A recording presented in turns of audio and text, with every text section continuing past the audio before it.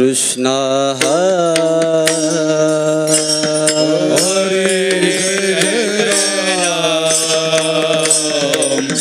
कृष्ण हरे जय जय राम कृष्ण हरे जय राम कृष्ण जय जय राम कृष्ण हरे जय राम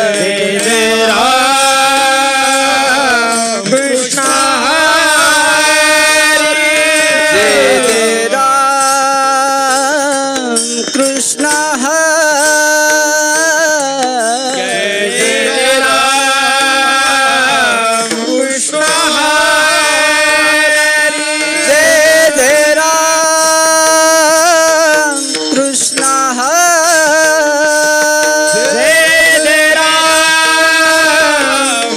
हरे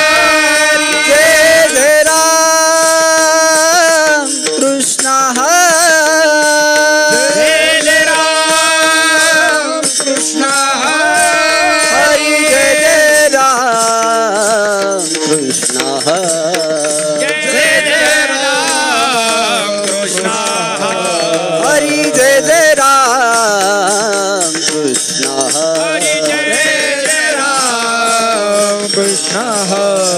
जय राम कृष्ण हरि जय जय राम कृष्ण हरि जय जय राम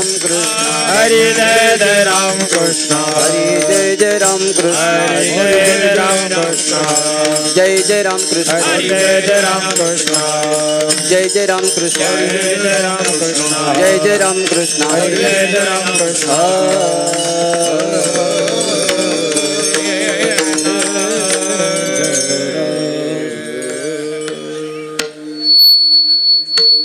हरि सुंदर ते ध्यान उभे विटेवरी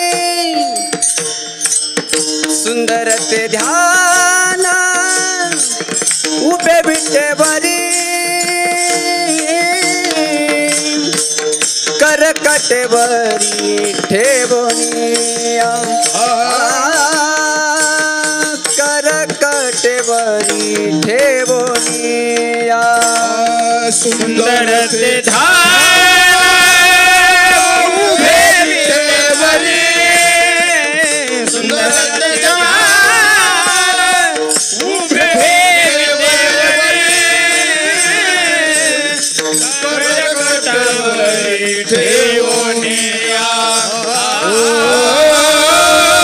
करकटेवरी ठेवनिया सुंदर ते ध्यान विटेवरी सुंदर ते ध्यान उभे विटेवरी करकटेवरी ठेवनिया करकटेवरी ठेवनिया सुंदर ते ध्यान उभे विटेवरी सुंदर ते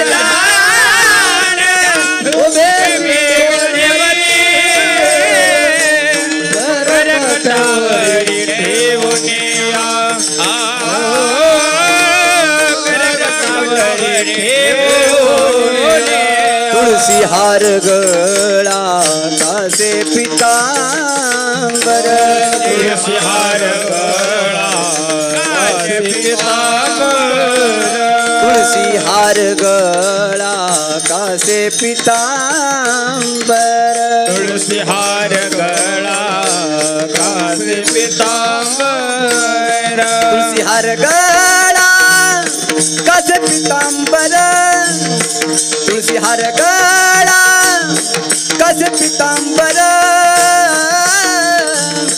आवडणी नंतर हेची ध्यान आवडणी नंतर हेची ध्यान तुलसी हार गळा कासे पीतांबर तुलसी हार गळा कासे पीतांबर आवडणी नंतर हेची ध्यान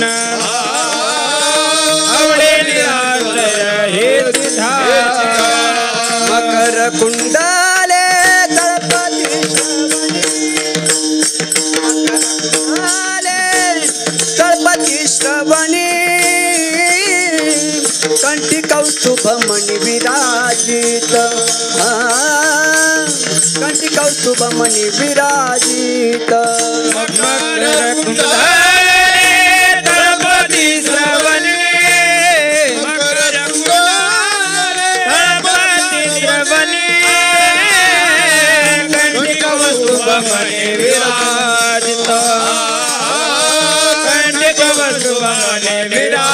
तुलसी हार गळा कासे पिता तुलसी हार गळा कासे पिता तुलसी हार गळा कासे पिता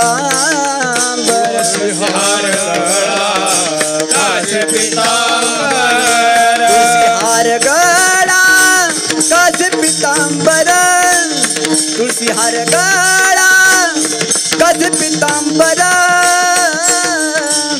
आवडेनी नंतर हेची ध्यान आवडेनी नंतर हेची ध्यान तुलसी हार गळा कासे पितांबर तुलसी हार गळा कासे पितांबर आवडे निरंतर हेच दान आवडे निरंतर हेच दान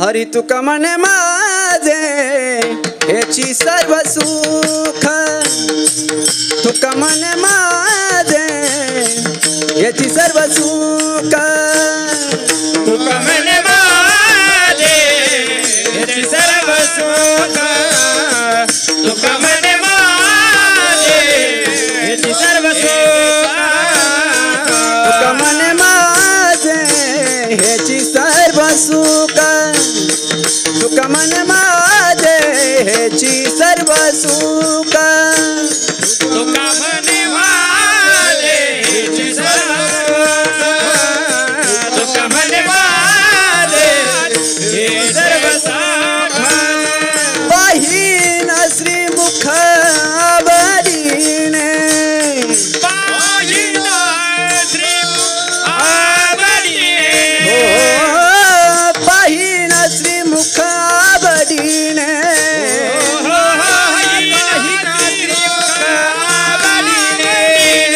तुलसी हार गळा कासे पितांबर तुलसी हार गळा कासे पितांबर तुलसी हार गळा कासे पितांबर तुलसी हार गळा कासे पितांबर आवडे निरंतर हेची ध्यान आवडे निरंतर हेच ध्यान आवडे निरंतर हेची ध्यान आवडे निरंतर हेच ध्यान तुलसी हार गळा कासे पितांबर तुलसी हार गळा कासे पितांबर तुलसी हार गळा कासे पितांबर तुलसी हार गळा कासे पितांबर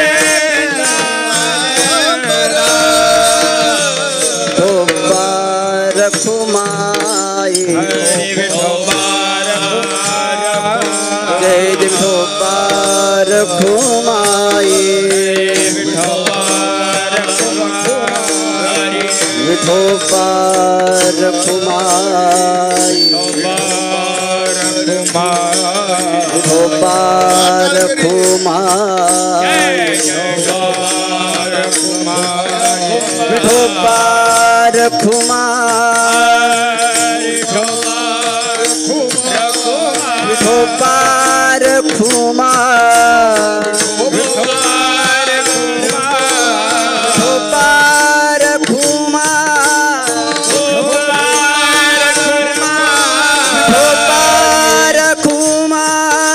विठोबा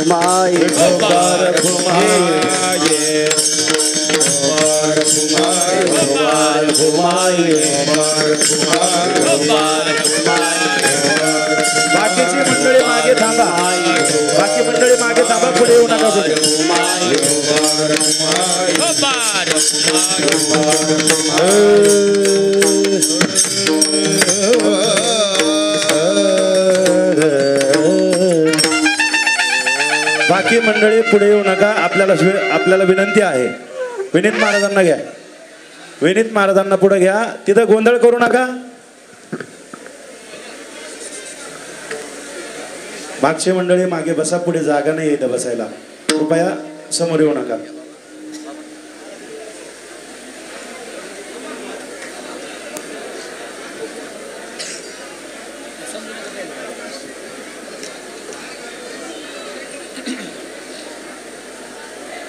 हरि हरि राम कृष्ण हरि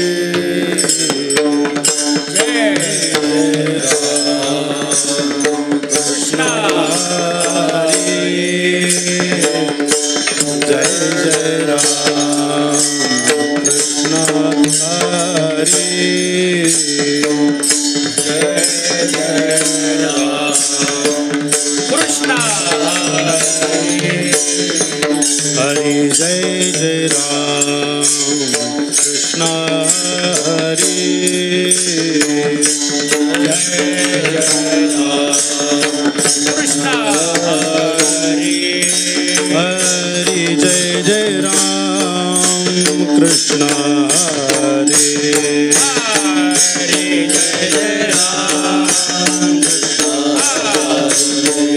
हरि जय जय राम हरि जय जय राम कृष्ण हरि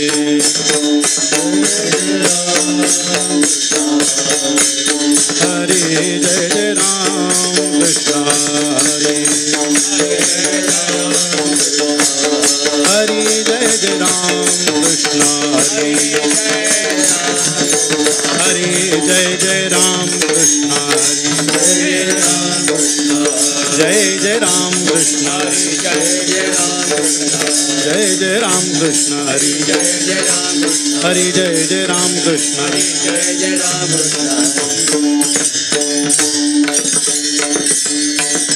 रूप पाहता लोचनी सुख झाले ओ साजनी तोहा विठ्ठल बरवा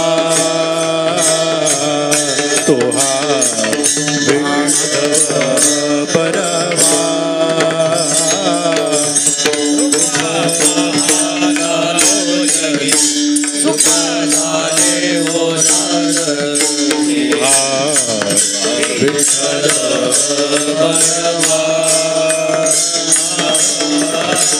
तोहा माधव बरवा रूप पाहता लोचनी सुख झाले ओ साजनी तोहा विठ्ठल बरवा तोहा माधव बरवा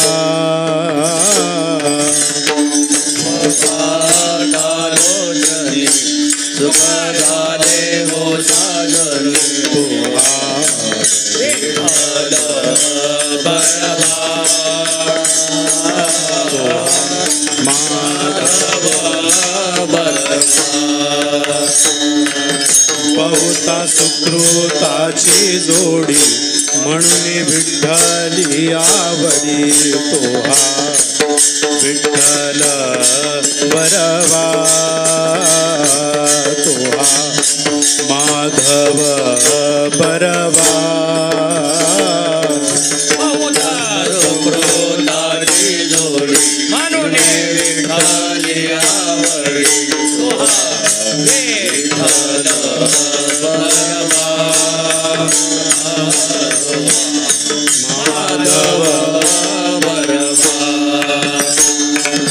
सर्व सुखाचे आगर बाप रकुमा देवीवर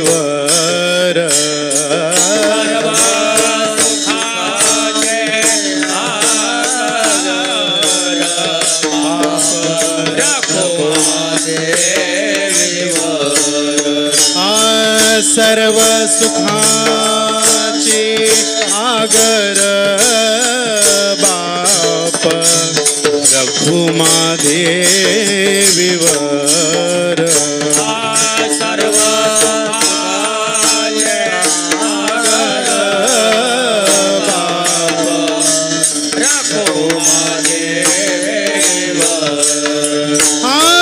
सर्व सुखाचे आगर बाप रघुमा देवीवर तोहा विठ्ठल बरवा तोहा माधव बरवा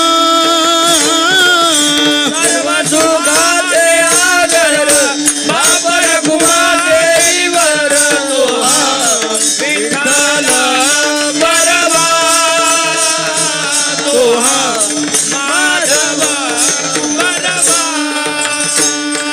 जय जय राम कृष्ण हरी जय राम कृष्ण हरी जय जय राम कृष्ण हरी जय राम कृष्ण जय जय राम कृष्ण हरी जय जय राम जय जय राम कृष्ण हरी जय जय राम कृष्ण हरी जय राम कृष्ण जय राम हरी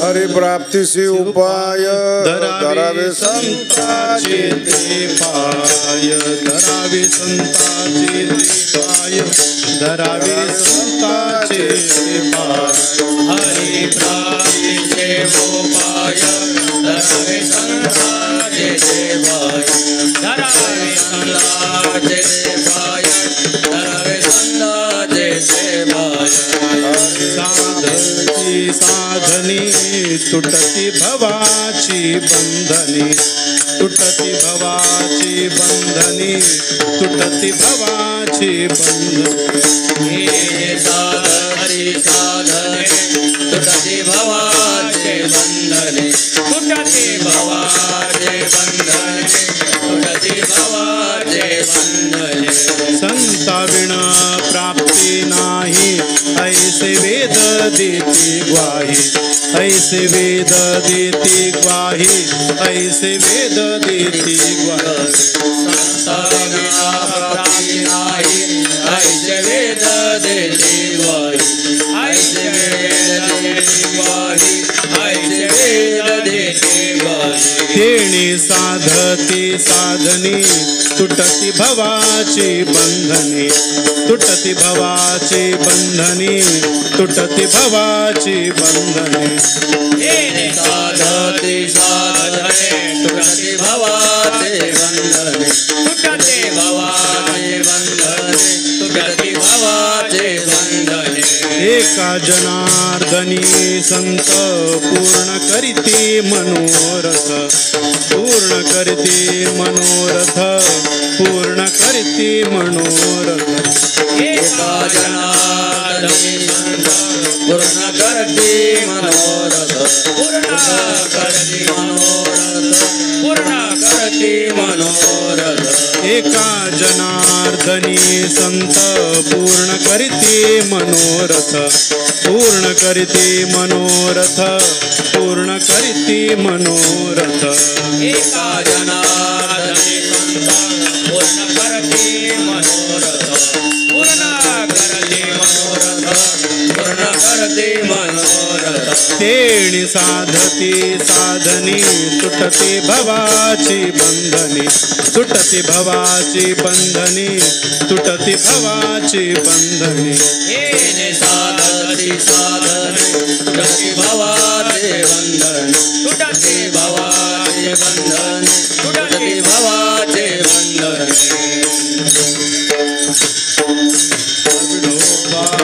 रघुमाई जय जय विठोबा रघुमाई जय जय विठोबा रघुमाई विठोबा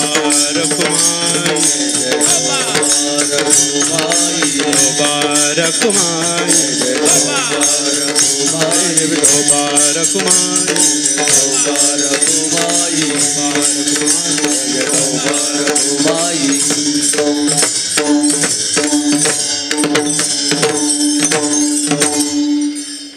हरिभक्तीपरायण सर्वश्री माऊली महाराज धायगुडे त्यांना साथ करतील हरिभक्तीपरायण सर्वश्री सोपान महाराज नोपुते.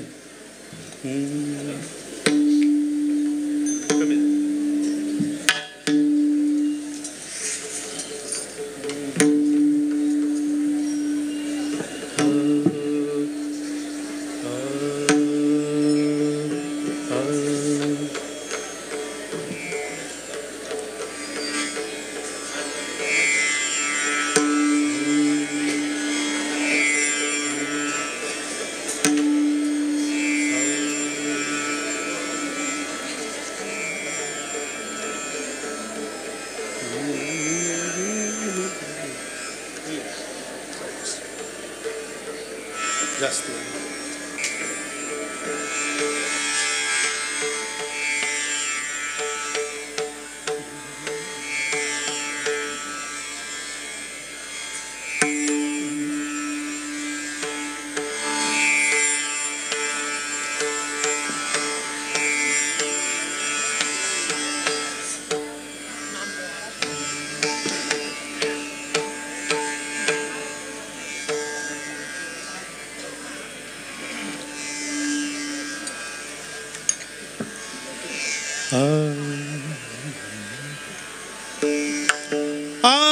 हरि प्राप्ति से उपाय उपाय हरि प्राप्ति से उपाय हरि प्राप्ति से उपाय उपाय हरि प्राप्ति से उपाय हरि प्राप्ति से उपाय उपाय हरि प्राप्ति से उपाय हरि प्राप्ति से उपाय हरि प्राप्ति से उपाय धरावे संतान से ते पाय धरावे संतान से ते पाय तेणे साधते साधने साधने तेणे साधते साधने धरावे संतांचे ते पाय धरावे संतांचे ते पाय तेने साधते साधने तेने साधते साधने तुटती भवाची बंधने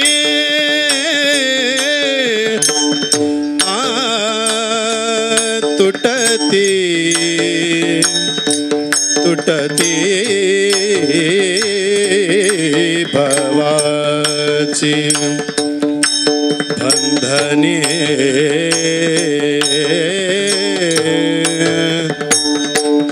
तुटती भवाची बंधने तुटती भवाची बंधने तुटती भवाची बंधने तुटती भवाची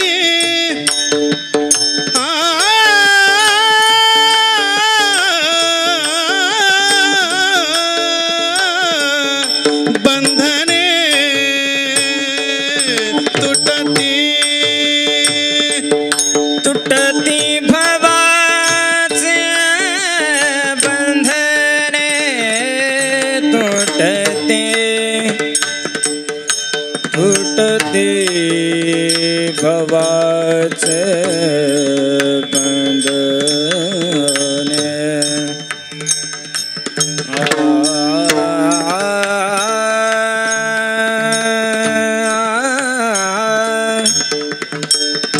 तुटते भवाचे बंधने बंधने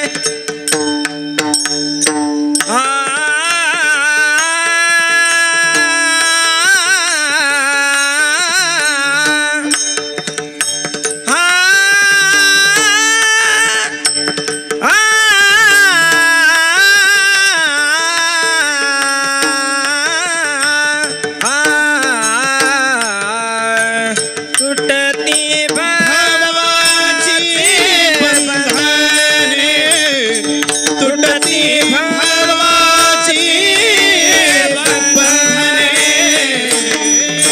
तेने साधने साधने साधने तेने साधने साधने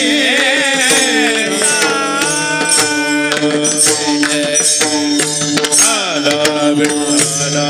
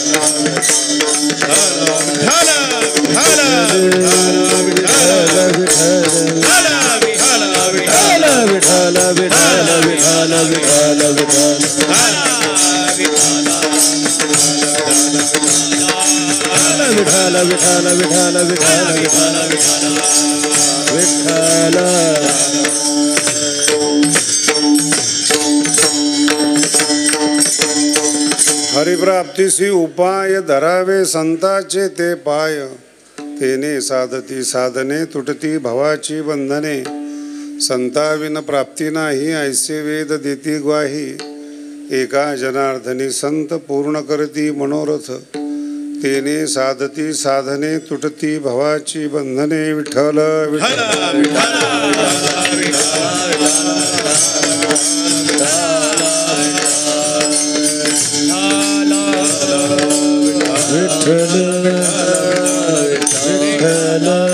प्रबल आणि बास वाढव. विठ्ठल विठ्ठल विठ्ठल विठ्ठल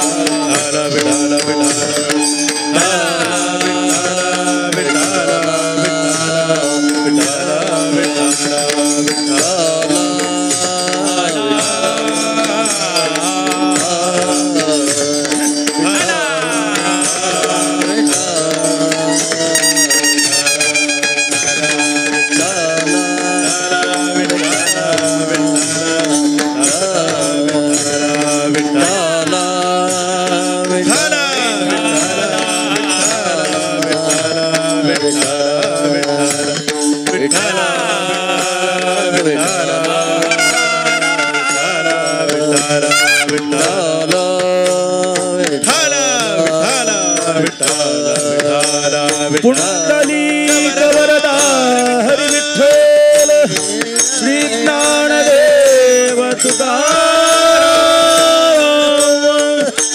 दत्तात्रेय जनार्दन स्वामी श्री एकनाथ महाराज की जय. माऊली श्री ज्ञानेश्वर महाराज जय. जगद्गुरु श्री तुकाराम महाराज जय. सद्गुरु जोग महाराज की जय. सद्गुरु भगवान बाबा की जय.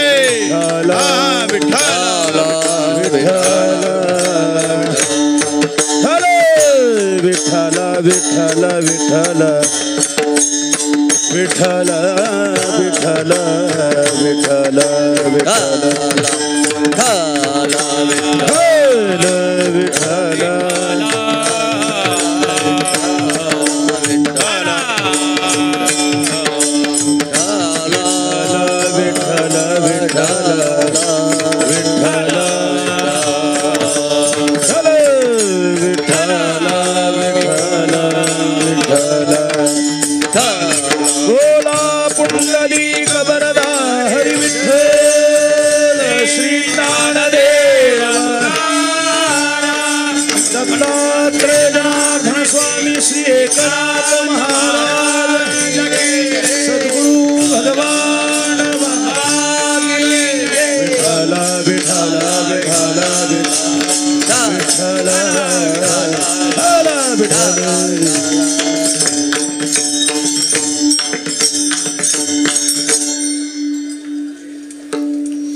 नुसता पाखवाज बिघडला ना तर कीर्तन नीट होत नाही. पाखवाजा बिघडलेला असल्यावर कसं होईल. तर गडाचा असल्यामुळे टेन्शन नाही. राहू द्या जसं असेल तसं. विठ्ठल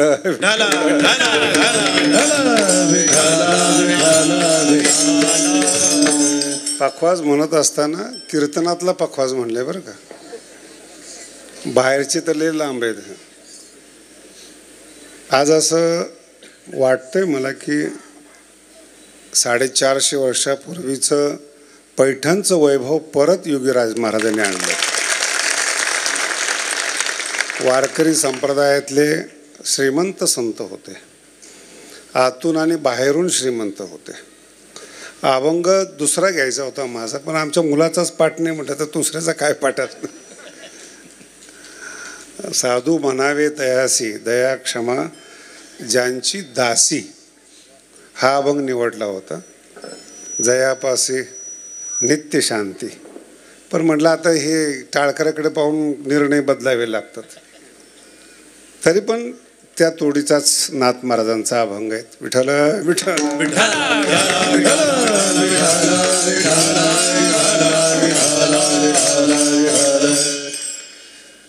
वारकरी संप्रदाय हा जो शब्द आहे ना, हा फारसा मला चांगला नाही वाटत. हा वैष्णव धर्म आहे. खरं याचं जे नाव आहे किंवा ज्ञानोबांनी जे नाव ठेवलेलं आहे स्वतःबद्दल, ज्ञानदेव वैष्णव मोठा. पूर्ण जगामध्ये म्हणजे भारतामध्ये विशेष करून 2च धर्म आहेत, शैव धर्म आहेत आणि वैष्णव धर्म आहेत. वैष्णव धर्माच्या अंतर्गत काही पूजापाठ पंथ बदललेले असतात आणि जे शैव धर्म आहे त्याच्या अंतर्गत मांत्रिक तांत्रिक वामाचार वगैरे असे पूजेचे भेद असतात, संप्रदाय नसतात. आणि ज्ञानोबांचं वचन आहे की या जगामध्ये या शरीराला 2च नावं असावेत, शैव म्हणावून घ्यावं किंवा वैष्णव म्हणून घ्यावं, याच्यापेक्षा दुसरं नाव शरीराला नसलं पाहिजे. तसं वारकरी हा शब्द हळूहळू इतका लहान ठिकाणी आलाय तो. विठ्ठल विठ्ठल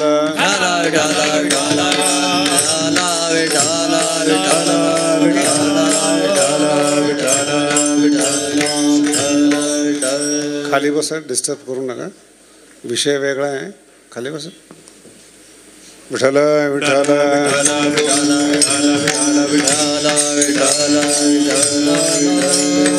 आणि कुणी हा संप्रदाय शब्द घातला. संप्रदायामध्ये जो संप्रदाय शब्द आलेला आहे ना, तो गुरु परंपरेसाठी आलेला आहे. तो असं वारकरी संप्रदाय म्हणून शब्द नाही आलेला आहे. संप्रदाय सकाळचा येथोनी म्हणण्याचा अर्थ असा आहे की गुरु परंपरा आहेत. नाथांची, तुकोबारायांची, ज्ञानोबारायांची गुरु परंपरा आहे, त्याचा अर्थ आहे. पण तो हळूहळू एखाद्या काही काही घटना अशा संप्रदायामध्ये आहेत. आज जवळपास सगळे कीर्तनकार आहेत, थोडंसं जास्त चांगलं बोललेलं बरं. काही काही शब्दाचं जाणीवपूर्वक बुद्धिमान लोकांनी पतन केलेलं आहे. जसा हा वारकरी संप्रदाय आहेत, वैष्णव धर्म आहे हा आणि शैव धर्म आहे. त्यातली पूजा पद्धती आणि सिद्धांताची पद्धती वेगळी आहे. पण वारकरी म्हटल्यामुळं काय झालं की श्रीमंतीचं पतन झालं आणि लोकांच्या डोक्यामध्ये असा वारकरी बसला की ज्याला नीट फेटा बांधता येत नाही, धोतर नीट घालता येत नाही, मळालेले कपडे असतील, जेवणाचं ज्याला शुद्ध नाही, असं काहीतरी लोकांच्या पुढे एक भाऊ तयार केला. त्याचा महाराष्ट्रावर असा परिणाम झाला की ज्या लोकांना मराठी येत नाही ते महाराष्ट्राचे गुरु झाले. ज्या भूमीमध्ये ज्ञानोबाराय आहेत, तुकोबाराय आहेत, नाथ महाराज आहेत, हे संत असताना संत निर्यात करावे लागतात, ह्याच्यापेक्षा काय वाईट आहे. एक काळ असा होता की नामदेव महाराजांनी वैष्णव धर्म घुमान पंजाबपर्यंत नेला होता. तो तिथून जो परत फिरला, तो इतका परत फिरला की तो गावापर्यंत सीमित झाला. आणि आता तर जर वर्तमान पाहिलं नाही वारकरी संप्रदायाचं, कळतच नाही की नेमकं कुठं चाललंय महाराष्ट्र. याचं मूळ कारण सांगतो, वारकरी संप्रदाय हा पहिल्यापासून श्रीमंत आहे. ज्ञानोबारांचे जे पंजोबा होते ते योद्धे होते. शेजारी गाव आहे आपेगाव, ज्ञानोबारांच्या वडिलांचं जन्मगाव, आणि त्या काळामध्ये देवगिरीवर सत्ता होती महाराष्ट्राची. आणि मराठवाड्याचे चीफ ऑफिसर प्रमुख हे ज्ञानोबारांचे पंजोबा होते. बीडमध्ये युद्ध झालं, त्याच्यात ते मारले गेले. तुम्ही जर बीडला गेलं तर अजूनही त्यांच्या पंजोबाची समाधी आहे ज्ञानोबारांच्या. मला अर्थ वेगळा सांगायचा बरं का, मी चरित्र नाही सांगत. ज्ञानोबारांचा DNA कोणत्या घरातला हे सांगतोय मी. आणि त्या ज्ञानोबांचं एवढं पतन झालं, ज्ञानोबांच्या दुःखावर ज्ञानोबांची तुकोबारांची गरिबी सांगून कीर्तनकार श्रीमंत झालेत. कधी इतिहास आपण कोणत्या कुळातले आहोत वाचा जरा काय इतिहास आहे आपला. देवगिरीची पहिली सत्ता आलेली महाराष्ट्राची देवगिरीवर, त्याच्याशी आपेगाव कनेक्ट होत आणि पूर्ण मराठवाड्याचे मालक ज्ञानोबांचे पंजोबा होते. तुम्हाला मराठीत म्हण असेल, थोडंसं लागलं तरी चालेल, एक शब्द आहे, रक्त मोठं असावं, वाड्यात ओढ्याचं रक्त नसावं. रक्त मोठा असावं या शब्दाचा आत्ताचा अर्थ आहे DNA मोठा असला पाहिजे, विजन मोठं असलं पाहिजे. आणि ते विजन तुम्हाला परंपरेने येतं, रक्तातून येतं, ते रक्तातूनच येतं. म्हणून म्हणावं लागतं हरिदासाची घरी मज उपजवा जन्मांतरी, असं बाहेरून येतच नाही ते. विठ्ठल विठ्ठल आणि त्या परंपरेतले ज्ञानोबा आहे. त्याच्या आजोबांनी निर्णय घेतला की माझा वडील युद्धामध्ये मारले गेले म्हणून पुढची पिढी मला युद्ध करायला नको, म्हणून विठ्ठलपंतांना शिक्षणासाठी काशीला पाठवलं. आणि काय महाराष्ट्राचं बुद्धी फिरली मला माहीत नाही. त्या काळामध्ये 700 वर्षापूर्वी बालविवाह होत होते. बालविवाह म्हणजे राजघराण्यातले विठ्ठलपंत काशीला जात असताना थांबले, ते यात्रा करत करत. त्या काळात अलंकापूर फार मोठं नव्हतं महाराज. आमचे मोठे भाऊ सांगतात दळायला सुद्धा चरोलीला जावं लागत होतं, गिरण सुद्धा आळंदीमध्ये नव्हती 100 वर्षापूर्वी. अशी आळंदीची परिस्थिती 700 वर्षापूर्वीची कशी असेल त्याचा थोडा अभ्यास करा. आणि विठ्ठलपंतांचा बालविवाह झालेला आहे, सगळ्याला मान्य आहेत. पण लग्न करून पुढे गेले, काशीला शिकले उत्तम. आणि जेव्हा काही उत्तराधिकारी वगैरे चर्चा झाली असेल त्या काळामध्ये, मग त्यांनी सांगितलं की मी विवाहित आहे, मला ब्रह्मचारीची गादी घेता येणार नाही, म्हणून परत आले ते. त्याचा इतिहास इतका बदलला, अजूनही वाईट वाटलं. आमची येथे मित्र समोर बसलेले आहेत. संन्याशामध्ये 2 प्रकारच्या दीक्षा असतात. जर एखादा संन्यासी ज्यांनी शेंडी आणि जानव काढून टाकलेला आहे, पुन्हा जर त्यांनी लग्न केलं तर त्याला गोसावी परंपरा म्हणतात. आजही आपल्या भारतामध्ये गिरी पुरी भारती ह्या परंपरा आहेत, ह्या संन्याशांच्या मुलांच्या परंपरा आहेत. जर ज्ञानोबांच्या वडिलांनी संन्यास घेतला असता तर गिरीपुरी भारती झाले असते ना. ते किती छोटी गोष्ट आहे. पण एखाद्या परिवाराला बदनाम करायला कितीपर्यंत माणूस जाऊ शकतो, विशेष करून बुद्धिमान माणसं. विठ्ठल विठ्ठल.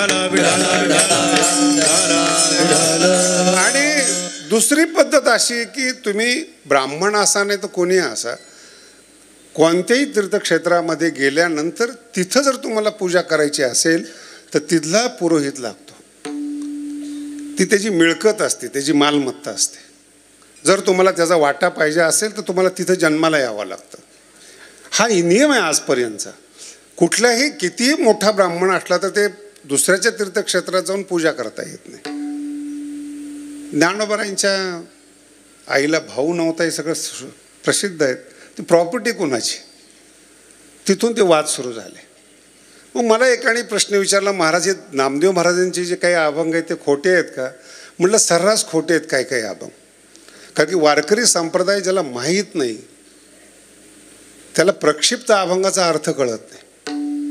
आता मला सांगा, नाथ महाराजांच्या नावाने दुधाला डिग्री लावायची नाही. इंग्रज होते का 500 वर्षापूर्वी? नाथ महाराजांचं नाव वापरलंय पण गवळण त्यांची नाही आहे. आता किती भेसळ झाली हा भाग नंतरचा आहे. आणि याचा प्रत्यक्ष पुरावा आहे. आज सुद्धा बघा नामदेव महाराजांच्या गाथ्यामध्ये 500 वर्षांनी जन्माला येणारी मीराबाईचं चरित्र आलेलं आहे. त्याच्यामध्ये अभंग खोटे नाही आहेत. संतांच्या नावाखाली चुकीचं चरित्र लोकांमध्ये प्रसिद्ध केलंय आणि एक भावना होऊन बसली लोकांची. म्हणून राजघराण्यातले ज्ञानेश्वर महाराज आहेत, म्हणून ज्ञानेश्वरी सारखा राजयोगी ग्रंथ लिहिला त्यांनी, मोठा ग्रंथ लिहिला. आजपर्यंत 750 वर्षात त्या ग्रंथाच्या एका ओवीची बरोबरी जग करू शकलं नाही. महाराष्ट्र नाही बरं का. आता तुमचा अभ्यासच नाही संस्कृतमधला, काय लिहिले संस्कृतमध्ये, कशा संस्कृतमध्ये कविता आहेत, ज्ञानोबांचं काव्य कसं आहे, आता तुलना करायला माणूस तो मोठा लागेल ना. जर वाड्या तोड्यातला माणूस ज्ञानोबांचं चरित्र सांगायला लागला, तो म्हणणारच खाणं पिणं मिळत नव्हतं, याला मिळत नाही, त्यांनी घातलं ज्ञानोबांच्या नावाखाली. तुकोबारायांचा इतिहास सुद्धा तसाच आहे. तुकोबारायांचे मूळ पुरुष जे विश्वंभर बाबा आहेत, त्यांचा एक मुलगा युद्धात मारला गेलाय आणि एका मुलाची जी परंपरा सुरू झाली त्याची 8वी पिढी हे तुकोबाराय आहेत. त्या 8 पिढ्याचं पुण्य तिथं जन्माला आलं. आणि बाहेरच्या लोकांना इतिहासच माहिती नाहीत काय आहेत काही नाही. आणि ह्या श्रीमंत परंपरेमध्ये आमचे नाथ महाराज आहेत. विठ्ठल विठ्ठल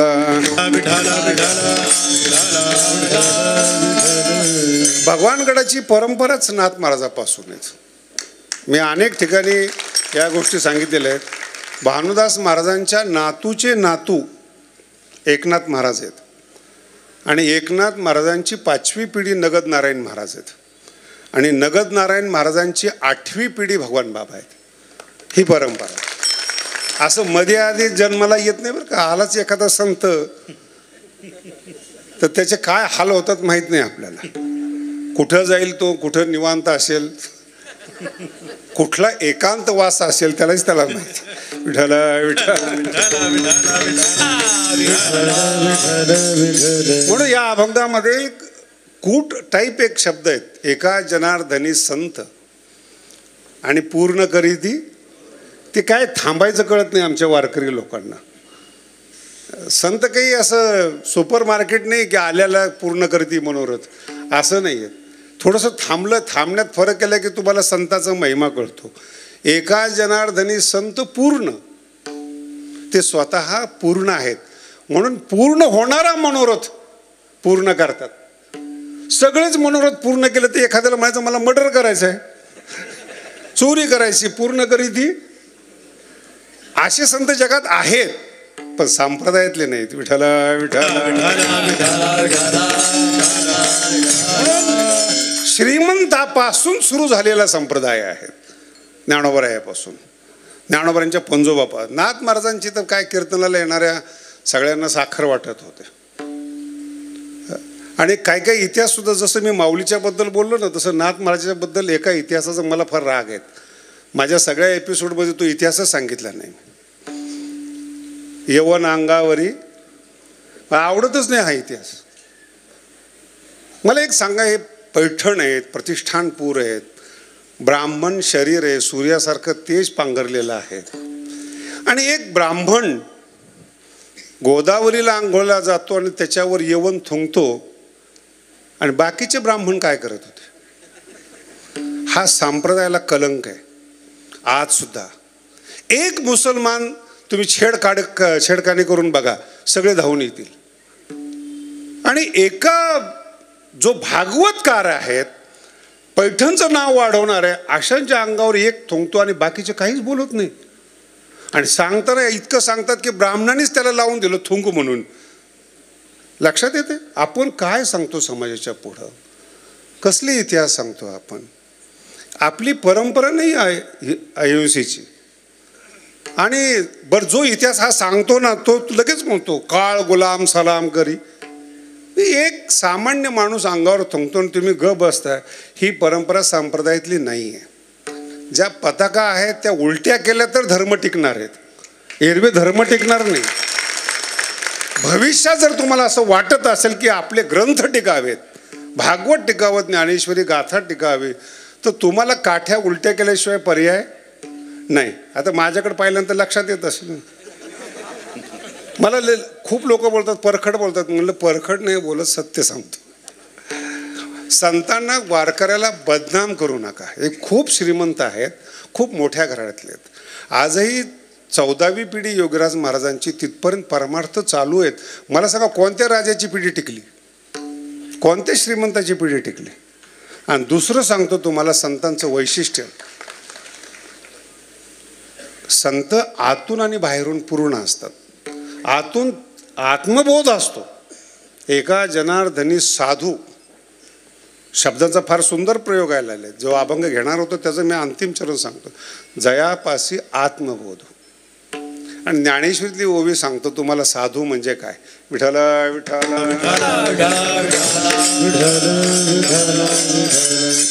म्हणजे काय ज्ञानोबराला म्हणायचं. बाहेरी कर्मे क्षाळीला भीतरी ज्ञाने उजळेला या दोहो आला पाखाळा जायचा याला साधू म्हणतात. आतून श्रीमंत आहे शब्दाने आणि बाहेरून श्रीमंत आहेत वैभवांनी तो खरा साधू. त्याचं नाव भगवान बाबा पण आहेत, नाथ महाराज पण आहेत. जरासे ड्रेस बदलला चपल्या बदलल्या ना तर लोक लगेच टीका करायला सुरुवात करतात. महाराज बिघडले. अज्ञानी माणसांनी नीट वागावं का. हे जग जर देवाचं आहे त्याचा भोग साधू सुद्धा घेतात. साधू जास्त घेतात का की त्यांना समजतं भोग कसा घ्यायचा आहे. आत्ताची जर पिढी पाहिली ना मी महाराज आता ठीक आहे चर्चा असते भोग भोगण्याची सुद्धा आत्ताच्या तरुणाची लायकी नाही आहेत. विठाला विठाला भोगण्याची जी क्षमता आहे त्याच्याकरता मूळ शरीर लागतं. शरीरच नाहीत महाराज, शरीरच नाहीत लोकांकडे. 14-15 वर्षाच्या मुलांना चष्मे लागलेले आहेत. पिझ्झा बर्गरच्या नादाला लागून आपलं जे सकस आणणं होतं ते विसरलेत. आणि 17-18च्या काळामध्ये बघा तुम्ही पोरांची अवस्था पाहू वाट नाही मला भारत. आणि मी तर एकदम खुलं सांगतो श्रीमंताची जी मुलं आहेत मुंबईतले मरवालीरचे जे मुलं आहेत ना शत्रू त्यांच्या मुलांना बिघडवण्यासाठी व्यसनी करतात. भारत भविष्यात श्रीमंत राहायला नाही पाहिजेत म्हणून शत्रू राष्ट्र इथं येऊन त्यांच्या मुलांना बिघडवतं. बुद्धी भेद झाला पाहिजेत, बुद्धी बंद पडली पाहिजेत. अर्थ लक्षात ठेवा. ज्ञानोबरायासारख्या नाथ महाराजसारख्या श्रीमंत महाराष्ट्रामध्ये इतरांचं ऐकावं हे महाराष्ट्रीयन माणसाचं पाप आहे. इतकं विद्वान कुणी नाही आहेत जितके ज्ञानोबराय तुकोबराय नाथ महाराज इतके विद्वान नाही. आणि इतकं साहित्य आहेत या जन्मात तर अर्थ लावू शकत नाही. अर्थ कमवू शकता, अर्थ नाही लावू शकत, क्षमता नाही तेवढी. सगळे संत वेगळ्या प्रकारचे आहेत. नाथ महाराज शांती ब्रह्म आहेत. ते येणाऱ्या लोकांसाठी शांती ब्रह्म आहेत पण ते शांतीच ब्रह्म आहेत असा अर्थ काढू नका. त्यांच्या इतकं कठीण कोणी बोलत नाही. काय माय गेली बोला मी नाही बोलत. मला याचा दुसरा अर्थ सांगायचा आहे म्हणून प्रमाण घेतलं. ज्यांचे मुलं संतांना विरोध करतात त्यांची आई कुठे गेली. ते माणसाचे पोरं नाहीत असं नाथ महाराज सांगतात. पटते ना. लिखाण आहे. माणसाचे पोरं नाही आहेत ते. माणसापासून जन्माला तुकोबरा याच्यापेक्षा पुढे जाऊन बोलतात. माझा अर्थ वेगळा आहे. ज्या श्रीमंत संस्कृतीमध्ये श्रीमंत संतांच्या परंपरेमध्ये आपण राहतो ज्ञानानं आणि अर्थानं श्रीमंत असणाऱ्या संताकडे आपण राहतो तिथे भिकारी वृत्ती कामाची नाही. त्याला बदनाम करणं त्या संप्रदायाला संताला नावं ठेवणं त्यांना मागासलेलं म्हणणं हे कुठंतरी शत्रू लोकांचं काम आहे ज्याचा पसरा आणि प्रसार होतोय. पण हळूहळू सोशल माध्यमाच्या माध्यमातून जे ज्ञान आहे संप्रदायाचं ते हळूहळू बाहेर येतात. आमचे नवीन कीर्तनकार खूप तयार झालेत आणि ते मला असं वाटतं ते भविष्यात अजून चांगले आहेत. कसे का होईना फाईट तर देतात, काही का होईना निदान प्रतिकार करण्याचा प्रयत्न करतात. आणि हे ज्ञान आहेत. आतून श्रीमंत असलं पाहिजेत. किती लिखाण आहेत नाथ महाराजांचं. भागवत एकच ग्रंथ आहेत असं मला म्हणायचं नाही बरं का. मुख्य ग्रंथ ज्याला आपण भागवत म्हणतो भागवत संप्रदाय म्हणतो त्याच्यासाठी तो लिहिलेला एकादश स्कंद आहेत. पण सगळं वाङ्मय नाथ महाराजांचं वाखाणण्यासारखं आहे. विठ्ठला विठ्ठला थोडंसं अजून बोलतो मी. संतांची राहणीमान आणि व्याख्या बदलली नाथ महाराजांनी. कसं राहिलं पाहिजेत, कसं दिसलं पाहिजेत, कसा ड्रेस कोड असला पाहिजेत पहिल्यांदा संप्रदायामध्ये बदल केला नाथ महाराजांनी. नाथ महाराजापर्यंत फक्त आणि फक्त काव्य लिहिण्यात येत होतं. गद्य सुद्धा नाथ महाराजांनी सुरू केलं. का की येणाऱ्या पिढीला काव्य कळेल असं नाही गद्यात पण कळालं पाहिजे. पण आता काही गद्यांना गद्यातलं कळत नाही त्याला काय करा.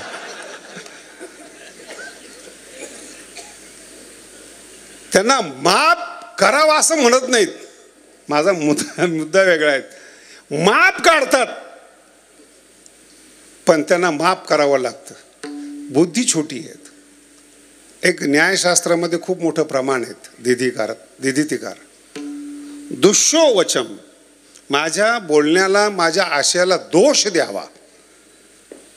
ग्रंथकार सांगतात मला ते मान्य आहेत, पण निपुणम विभाव्य, माझा आशय तरी कळू द्या ना तुम्हाला. मी काय लिहिलंय हे कळण्याची ताकद तुमच्यामध्ये आली ना, मग दोष द्यावा. भावा व बोध विहितम, जर वाक्याचा भाव काढला तुम्ही आणि नंतर दोष दिला, न दुनोती दोष, त्याला दोष मानला जात नाही. इथं भाव कळत नसताना भाव खातात.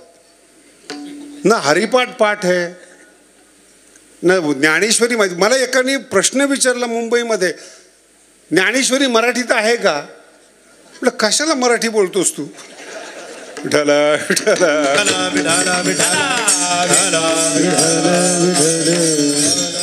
मागे एक विषय झाला होता, त्यावेळेस मी सांगितलं मला फार चांगलं वाटतं ते. 80 अक्षरे रसिके, तर ते एवढे साहित्यकार आहेत ते हेच म्हणतात. ज्ञानेश्वर महाराज मराठीचं गुणगान गातात. माऊली म्हणतात मराठीचं नाहीत, माझ्या अक्षराचं गुणगान आहेत. 80 अक्षरे मिळवील म्हणजे मी मिळवणार, जे अमृताते पैजा जिंकणार आहेत. आपल्या अक्षर म्हणजे भाषाच बोलता येत नाही महाराज. काय काय कीर्तनकाराला तर इतकं, मी एक विद्यार्थी अवस्थेत चांगला पखवाज वाजवत होतो आणि नेमकं अशा माणसाचं कीर्तन होतं ज्याला मराठीच बोलता येत नव्हती. पण ज्यांना कीर्तन करता येत नाही ते मॅनेजमेंट फार छान करतात बरं का. मला अजून सृष्टीतलं काही काही रहस्य कळत नाही, त्यापैकी हे रहस्य. ज्याला कीर्तन येत नाही ना तो एका जिल्ह्याचा मालक असतो, त्यांनी ठरवायचं कोणता महाराज आणायचा. त्याला स्वतःला कीर्तन येत नाही आणि तो ज्याची स्तुती करेल त्याच कीर्तनकाराला बोलवणार, चांगल्या कीर्तनकाराला बोलवणार. आणि ह्यांचं पकड एवढी असते, काय सांगतील काही सांगता येणार नाही. ती भाषा नव्हती पण गाव त्याचं होतं. त्याला म्हटलं हे पा तुला मराठी नीट बोलता येत नाही, जरा चांगली बोल, तुझं कीर्तन आहे ना तर चांगली बोल. वाजवायला मीच होतो. तो चांगल्या बोलण्याच्या नादात काय म्हणलं, तो दिली इंद्रिये हातपाय कान. अंधारामध्ये माणूस एकटा निघाला तर काय होईल, आता काय बोलावं त्याला. आणि हसायला मी एकटाच होतो, बाकीच्या तीच मराठी आवडत होतो. आपली क्षमता काय, आपली योग्यता काय, त्याच्या पुढं जाऊन सांगतो. ज्यांचा ग्रंथ आहे ना त्यांचा अधिकार पहिला समजला पाहिजे. बोलताना फार चांगलं वाटतं. भारताचा युवराज आहे अर्जुन, जो ऐकणार आहेत. म्हणून ज्ञानोबराय म्हणतात अर्जुनाची आहे पांथी, बसण्याची योग्यता बरं का. अर्जुनाच्या, आता जो भारताचा युवराज आहे त्याच्या पंक्तीला कोणता श्रीमंत बसू शकतो बरं? तुम्ही आता आपलं सगळा भारत विदेश चावळून बघा, मालक आहे ते भारताचे. भावाचे भांडणं असले तरी दोघं मालकच आहेत ना. त्याला सांगितलेली गीता आणि त्याला सांगितलेला त्याग हे सामान्य माणसाने सांगू नये. मला एक माझा शास्त्री मित्र होता, नतेश्वर मते बुधहा अत्यंतवंत कौंतेय. मी म्हणलं एवढ्या जोरात बोलू नको बाबा. नतेश्वर मते बुधहा, पहिलं तुझ्याकडे आहे काय ते सांग. तेषु बुधहा असल्यानंतर मग रममान होत नाही. नाही कळालं? आहे अगोदर आणि मग रममान होत नाही, हे ठीक आहे. पण काहीच नाही आणि विश्वसुंदरीचा त्याग करून ब्रह्मचारी झालो, याला बोलण्याला काय किंमत आहे? तुझी योग्यता काय? तुझं, आता जास्त बोलत नाही मी. ग्रंथ कोणाचा आहे? ज्ञानोबराय बोलणार आहेत. ज्ञानोबराय बोलताना ज्ञानोबरायांनीच ज्ञानोबरायांचं वर्णन करावं ज्ञानेश्वरीचं, अशी ज्ञानोबरायांची विशेषता आहे. तसं ज्या अभंगाला आपण हात लावतो ते कोण आहेत? ते स्वतः पूर्ण आहेत. एका जनार्दनी संत पूर्ण, इथं थांबायला पाहिजे. ते पूर्ण आहेत म्हणून इतरांचा मनोरथ पूर्ण करतात. अपूर्णातल्या लोकांना जमतच नाही, ते फक्त त्याग दाखवतात. ज्ञानेश्वरीमध्ये एक प्रक्रिया अशी आलेली आहे की जगातल्या कोणत्याही माणसाकडे वैराग्य नाही आहे. वैराग्याच्या डिग्री आहेत, वैराग्य नाही आहेत. का की वैराग्य हा ईश्वराचा प्रसाद आहे. तुम्ही त्याग करू शकता. अर्थ कळाला तुम्हाला? काही चहाचा त्याग करतात, तंबाखूचा करतात, माळ घातल्यानंतर नॉनव्हेज सोडतात. हा त्याग आहे, वैराग्य नाही. जर उत्तम कर्म केलं, तुम्ही चांगलं कर्म केलं, त्याच्यावर जर ईश्वराची प्रसन्नता आली तर मग वैराग्य सिद्धी देई जे पसायत. हा पहिला टप्पा आहे कृपेचा. इथं सुद्धा काही काही बिघडू शकतात असं नाथ महाराजांचं म्हणणं आहे. वैराग्य सिद्धी दिल्यानंतर सिद्धीच्या पाठीमागे लागतात. सिद्धी लावी पिसे कोण दया, जे पुसे ते पिसे.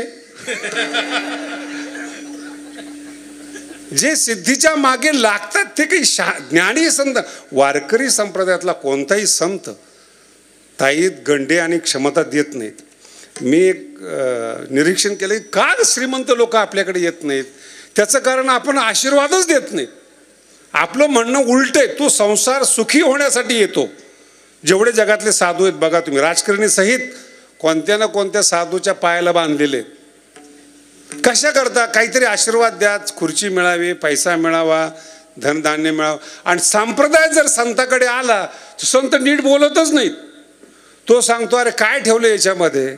संसार दुःख मूळ चोहीकडे, संसार दुःख मूळ चहूकडे, विश्रांती नाही कोठे, रात्रंदिवस कर्म विश्रांती नाही कोठे, रात्रंदिवस काम क्रोध लोभ शूनी, पाठी लागले ओढा, काम क्रोध लोभ शूनी, पाठी लागले उदाळ, कवणामी शरण जाऊ दृष्टी निर्मळ, कवणामी शरण जाऊ दृष्टी देईल निर्मळ, कवणामी शरण जाऊ दृष्टी देईल निर्मळ, कवणामी शरण जाऊ दृष्टी देईल निर्मळ. धर्म जागृत दैवाचा परोपकारी, अंधळा दृष्टी देतो त्याचे नाव मी उच्चारी. धर्म जागृत दैवाचा हे परोपकारी, अंधळ्या दृष्टी देतो त्याचे नाव मी उच्चारी. या प्रमाणाच्या निमित्ताने आणखी एक विषय आठवला. हे प्रमाण ज्ञानोबरायांचे आहे आणि या संसार दुःखमुळं 700 वर्ष झालेले आहेत. मला इतकं वाईट वाटतं काय काय वेळेस मराठीची सुरुवात, मराठीची संपन्नता, मराठीची विशेषता, मराठीला सूत्रबद्धता सगळं ज्ञानोबरायांनी आणली. जेवढे साहित्यकार आहेत यांनी ज्ञानोबरायांचे उपकार मानायला पाहिजेत. मराठी गवळणी त्यांनीच तयार केले, अभंग त्यांनी तयार केले, हरिपाठ काव्य सगळं ज्ञानोबरायांनी तयार केलं. आणि त्या ज्ञानोबरायाला मागासलेलं म्हणणं शोभतं का? बरं, त्याचे जे पोर आहेत वारकरी यांना तरी कळायला पाहिजे ना. इथं सत्य सांगितलेले संप्रदायामध्ये तो जरा घोटाळा होतो. संसार दुःख, तो संसार आशीर्वाद घेण्यासाठी आलेला आहे, पण सांगताना संसार दुःखामुळे सांगितलेले आहेत, बसतच नाहीत. म्हणून श्रीमंत लोक संप्रदायात नाही आहेत. तुम्ही तर का श्रीमंत लोकांना, आता माझ्या भाषेत सांगतो, फार भोगाच्या मागे लागलेले असतात म्हणून फार प्रतिभा चालते असं समजू नका. सगळे मुलं शाळा शिकलेले आहेत माझ्याकडे आता, असं काही जुन्यासारखं राहिलं नाहीत. कोणत्या श्रीमंताच्या कविता अभ्यासल्या तुम्ही? पहिलीपासून MA पर्यंतच्या ज्या कविता मराठी माणसाने अभ्यासलेल्या शाळेमध्ये कोणत्या श्रीमंताचे? अहो, त्यांचे धडे सुद्धा नसतात, धड नसल्यामुळे. ज्यांनी पराक्रम केले त्यांचे धडे आहेत, ज्यांनी धड केले राष्ट्राचं त्यांचे धडे आहेत. कविता लिहिता येतात ते श्रीमंत माणसाला? हा भारतात 1 नंबर श्रीमंत आहे, जगात 1 नंबर श्रीमंत आहे, त्यांच्या कविता पोरांना 4थीला ठेवा 5 नाही आहेत. सगळं संतांचं आहेत, सगळे स्टार्ट संतांनी केलेले आहेत अभंगासहित. आणि संतांना लोक हे म्हणतात. माझा मुद्दा वेगळा आहे, ते बुद्धीने श्रीमंत आहेत. बुद्धीने त्यांना कळतं भोगामध्ये रस काय. तुम्ही सगळ्या बाजूने पतित आहेत. मोक्ष फार लांब आहे, आतली गोष्ट तर फार लांब आहे. बाहेरून देखील भोग नाही भोगतायत. भोग म्हणजे काय असते महाराज? शरीर चांगलं लागतं, पैसा लागतो, अष्टभोग भोगणे, याला भाजी भाकरीच मिळते. दद्वयम नास्ति दंतानाम. एक सुभाषितकार सांगतो की जो कीर्तनकार असतो किंवा बोलणारा असतो ना, त्याला 2 दची दाताला भेट होत नाही, दही आणि दूध. जेवणामध्ये फक्त 2 भ असतात, भद्वयम भूरी भोजन, भाजी भाकरी. त्यांनी सांगायचं का अष्टभोग भोगणे माती नाही? भोग 8 प्रकारचे असतात, तर ते कसे असतात हे तर अक्कल पाहिजे ना. मिळाल्यानंतर न ते ईश्वर मते बुधा. विठाल विठाल. नाथ महाराजांची श्रीमंती आहे आणि तरी देखील लिखाण करतात, ही आतली श्रीमंती. 450 वर्ष झाले त्यांच्या संपूर्ण वाङ्मयाला आपण असं गृहीत धरू. सगळं वाङ्मय त्यांचं पहा तुम्ही, अजरामर आहेत. आणि काय देवाने विशेषता केली, आमची येती बसलेले आहेत महाराज, मला अजून कळत नाहीत. बुद्धिमान माणसं वाङ्मयाला विरोध करतात आणि भागवत आणि गाथा गावकऱ्यांनी टिकवलायत, ही त्यांची विशेषता आहे. ज्यांना ज्ञानेश्वरी समजत नाही, भागवत समजत नाही, ते आज पारायणाला आहेत. गावठी लोक ज्याला म्हणतात, गावातले लोक म्हणतात, आणि श्रीमंत लोक याला मागासलेलं म्हणतात. किती फरक आहे बघा ना. म्हणून मला एकाने विचारलं कसं काय, म्हणलं काय चंदनाचं झाड जरी असलं तरी त्याला सांभाळण्याकरता 2-4 साप लागतात, नाही तर कोणी कापून नेईल. तसं वाङ्मय सांभाळण्याकरता श्रद्धाळू लागतातच. विठ्ठल विठ्ठल.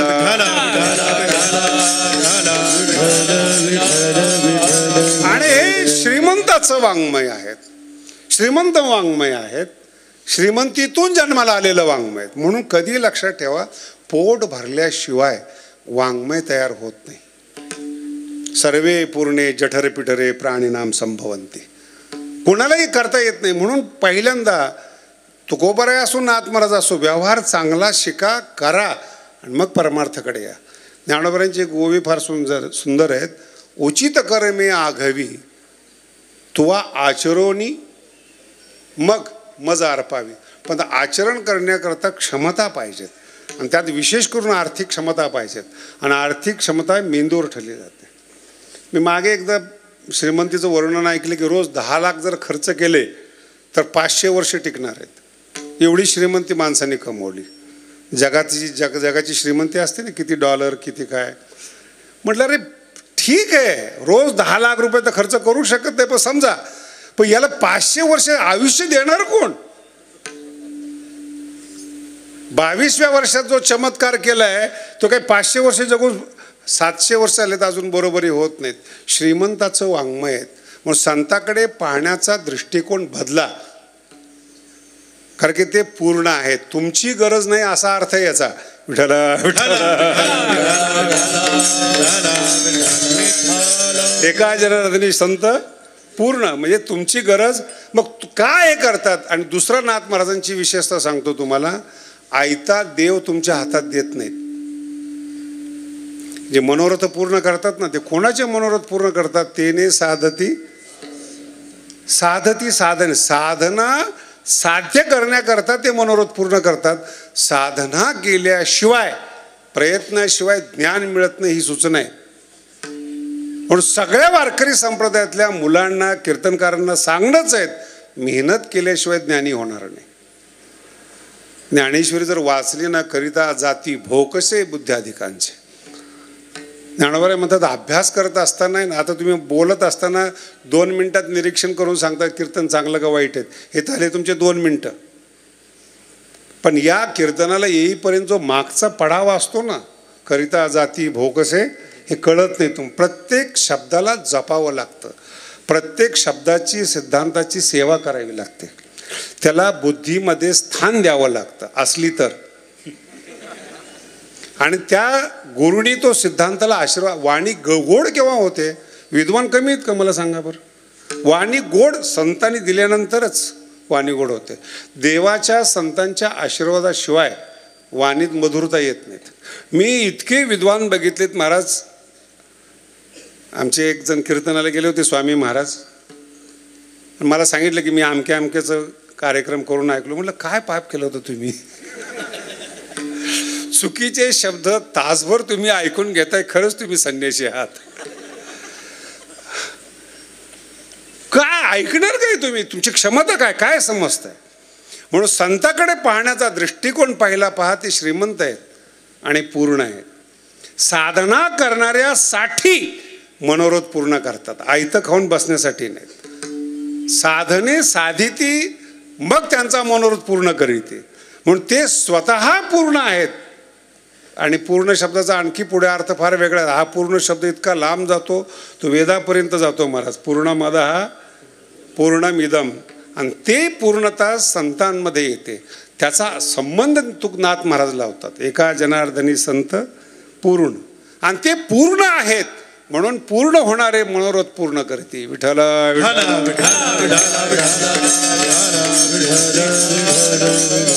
आता याचा आमच्या न्यायशास्त्राच्या पद्धतीने दुसरा अर्थ आहे. मग इतर पूर्ण नाहीत का? अपूर्णच आहेत. इतर पूर्ण हा प्रश्न सुद्धा येऊ नये माणसाच्या मनामध्ये. अपूर्णच आहेत जी. आणि तुम्हाला पाप आणि पुण्य शब्दाची व्याख्या सांगतो. खदखद जर तुमच्या मनात असली ना जगताना, ते पाप आहे. असं कुठं बॅलन्स फिलेन्स कुठे की तयार केली नाही तुम्हाला. तुमच्या चेहऱ्याकडे पाहिल्यानंतर पाहू वाटत नाही, हे पाप आहे. आपलं समाधान ज्याच्याकडे पाहिल्याने बिघडतं. ही ज्ञानोबांची ओवी. दर्शने प्रशस्ती. काही काही माणसं इतके चांगले असतात महाराज, आयुष्यात पुन्हा भेटणारे नसतात, पण पाहिले की बरं वाटतं, चांगला माणूस आहे. काही ज्योतिषी फितिशी माहीत नसतं कुठला आहे काय. काही काही वारकरी मी बघितले की अंगावर कपडे नाहीत तरी ते सुंदर आहेत. नाही कळालं? कपडे नाहीत अंगावर तरी ते समाधानी आहेत. कपड्याची गरज नाही समाधानासाठी. तुम्ही ब्रँडेड कपडे घाला, तुमचं थोबाड सांगतं किती किती कपटी आहात. तुमचे डोळे बोलतात, चेहरा बोलतो. अनुभव घेऊन पाहतो. जेवढे श्रीमंत आणि बुद्धिमान लोक आहेत, नुसतं 2 मिनिटं बसावं त्यांच्याजवळ, पळून जावं असं वाटतं. आमच्या महाराजांनी ते कीर्तन ऐकले. संन्याशीतनं जमतंय त्यांना, मी जात नाही. मला आजपर्यंत टाळ घेऊन कोणी पाहिलं नाही बरं का.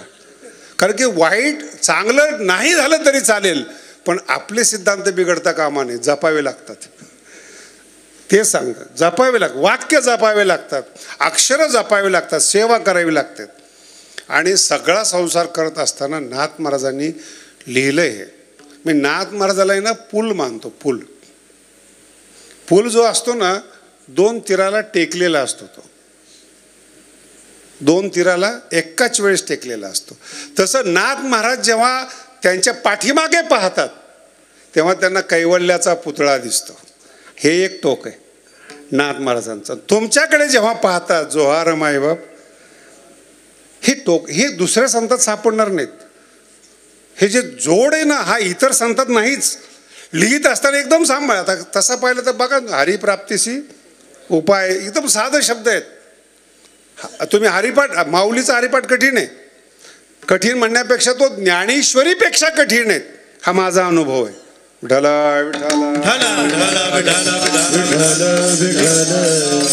ज्यांना संस्कृत शिकलेले आहे, शिकता येतं, त्यांना हरिपाठ लावत असताना कळतं की त्रास किती होतो. संस्कृतमध्ये अनुवृत्ती नावाचा एक प्रकार आहे. सूत्रेषु अदृष्टम पदम. सूत्रात जर काही शब्द कमी असले ते वरून खाली येतात. ते तसं हरिपाठामध्ये सूत्र आहेत आणि ज्ञानोबरांचे सूत्र आहेत. जर ते कमी वाटले की ते वरून येऊन बसतात आणि ते गोळा करता करता तुमची नाकी नऊ येते. त्याला म्हणतात हरिपाठ. माऊलीचं टाचन आहे महाराज, विस्तार कळत नाही ज्ञानेश्वरी. ज्ञानोबरांचे सूत्र कधी कळणार? मी तर असं म्हणेल, जुन्या काळामध्ये अगोदर ग्रंथ लिहिले जायचे सूत्र, आणि त्याच्यावर नंतर भाष्य व्हायचं. माऊली असा चमत्कार आहे, अगोदर त्यांनी भाष्य लिहिलं, नंतर त्याचं सूत्र लिहिलं, त्याला हरिपाठ म्हणतात. किती डोकं लावा तुम्ही, किती डोकं लावा. एक आत्ताच्या भाषेतल्या लोकांप्रमाणे मी एक शब्द सांगतो, बुद्धीचे वैभव. किती पाठ आहे बरं तुमच्या. तुम्ही हा शब्द वर्तमान काळात माणसाच्या चिकित्सेसाठी लावा. तुम्ही जेवढे बुद्धिमान आहे जगामध्ये, जेवढे बुद्धिमान आहेत, जे स्वतःला बुद्धीच्या जोरावर ज्यांनी वैभव कमवलेलं आहे, जग पादाक्रांत केलेलं आहे, त्यांचे इतिहास आहेत, त्यांचे ग्रंथ आहेत. मी गरीब कसा होतो, नंतर श्रीमंत कसा झालो, मी वर्ल्ड माझ्या ताब्यात कसं घेतलं, ग्रंथ आहेत त्यांचे. ज्ञानोबराकडे पहा बरं, बुद्धीचे वैभव. अरे जग ताब्यात घेतलंस, पण जगदीश्वर ताब्यात घेणाऱ्याला बुद्धीचं वैभव म्हणतात.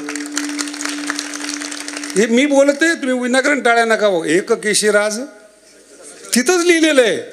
तुमचं लक्ष जात नाही अतिपरिचयात दोघांच्या बाबतीमध्ये. विठ्ठला विठ्ठला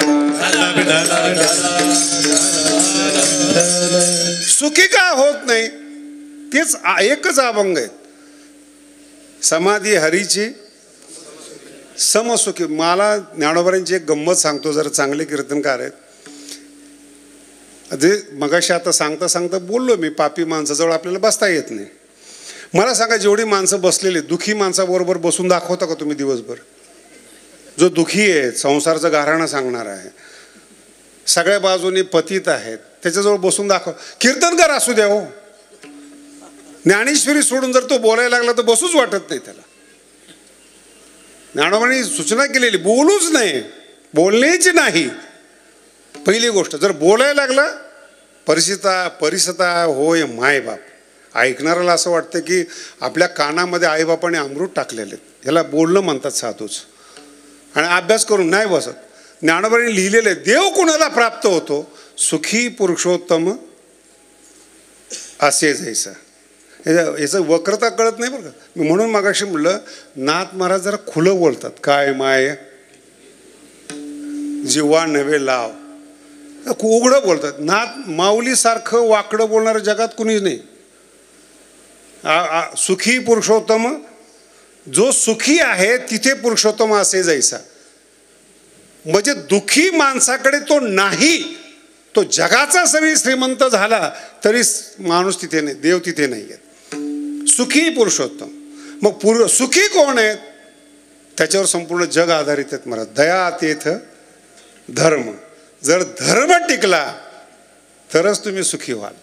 एरवी सुखी होणार हे 700 वर्षापूर्वी माऊलींनी सांगितले. दया तेथ धर्म तेथ सुखागम. जिथं धर्म आहे तिथं सुखी आहात. मला सांगा, आपण एवढे माणसं आज कीर्तनाला बसलो, हे महाराष्ट्रातच शक्य आहे. तुम्ही इतर राष्ट्रात जाऊन पहा बरं, बंदी होईल का तुम्हाला? भजनाला बंदी करता तो लोक. घरातल्या घरात परमार्थ करा, बाहेर करायचा. कोणतंही राष्ट्र असो जगामध्ये, मोठमोठे तत्वज्ञानाला प्रतिबंधक करणारे धर्मवेडे आहेत. पण जो धर्म चालत असेल तर इथेच धर्मे सुखागम. जो धार्मिक आहे, धर्म तेथ, आणि जिथं सुखाचं आगमन आहे तिथं देव आहेत. मग देवाला जर दुःखी माणसं आवडत नाहीत तर तुम्ही का म्हणून देवाच्या मागे लागतात? मोठं मोठं ताट घेऊन जातात, मोठे मोठे अलंकार करतात, जमत नाही त्याला. मग सुखी पुरुषोत्तम. सुखी कोण आहेत? एका जनार्दनी संत. फक्त संत पूर्ण आहेत, संत सुखी आहेत. आणि आश्चर्य काय माहिती का संप्रदायाचं? त्या संतांना देव नकोय तरी तो मागे लागतो. याला म्हणतात वारकरी संप्रदाय. विठ्ठला विठ्ठला. कोण वारकरी? कोणाला वारकरी? मग देव नकोय. तुकोबराय वारी करत असताना देवाला आशीर्वाद द्यायला जातात. तुका म्हणे तुझी नलगे धसोडी. आम्ही बोलण्यासाठी आलोय रे, काही पाहिजे असं नाही. काही जे होतं आमच्याकडे ते उधळून टाकलेत, तेच मागण्याकरता पुन्हा आम्ही तुझ्याकडे येणार नाही. नामयाचे पाठी चाले. आणि नाथ महाराजांचा दृष्टांत प्रसिद्ध आहे महाराज. कावडीने. तुम्ही कोणाचे? महाराष्ट्राची विशेषता आहे बरं का ती. देव नकोय तरी तो त्यांच्या मागे लागतो. सुखी पुरुषोत्तम. कारण की संत पूर्ण आहेत म्हणून देव पाठीमागे लागतो. अपूर्ण माणसाकडे तुम्ही पैसे मागाव, काही नुसतं बोलायला जा, बोलणारच नाहीत माणसं. लांबून म्हणतात शनी आला, आणि जास्त असेल तर 7.5 आली. माणसाला पाहून 7.5 वाटणं हा पुरुषार्थाचा, आपल्या जीवनाचा अपमान आहे महाराज. तुम्ही जर कोणाच्या घरी जात असाल, कोणाकडे पाहुणे म्हणून जात असाल, जड म्हणून जाऊ नका. बोलवल्याशिवाय तर जाऊच नाही, हा भाग वेगळा आहे. काय देणार आहे कोण महाराज? जे ते दुखी, तुम्ही दुखी, पुन्हा जाणून बोजून एकत्र येत आहेत, देणार कोण? नाही कळालं. दाताच नाही कोणी महाराज. फक्त तुम्ही आशा करतायत. आणि तुमच्यातलाच एक जण साधू होतो, जा बेटा तेरा कल्याण हो, त्याची भिवंडी झालेली असते. याचं कल्याण. आमचे कीर्तनकार फार सुंदर आहेत. त्यांनी एकदा विनोद केला होता, माझ्या अजून लक्षात येतो. ते म्हणे आपण ज्यांना निवडून देतो माझा चुकीचा अर्थ काढू नका, काढलं तरी काही फरक पडणार नाही. आपण ज्यांना निवडून देतो ते मतं मागायला येत असताना म्हणतात आम्ही तुमचं कल्याण करू, आणि आपण निवडून दिल्यानंतर ते मुंबईला जातात. आपण इथं, ते मुंबईला आणि कल्याणमध्ये. पुन्हा कल्याणाची दोघांची भेट होत. विठाला विठाला कोण करणार महाराज? कोणाला? आपलं पडलेलं आहे सगळ्या लोकांना. फक्त साधूच एक असे आहेत तुमचं कल्याण करण्याची इच्छा करतात. शब्द आहे का? कधी इच्छा करतात? अभंगाच्या दुसऱ्या चरणात तेणी साधती साधने,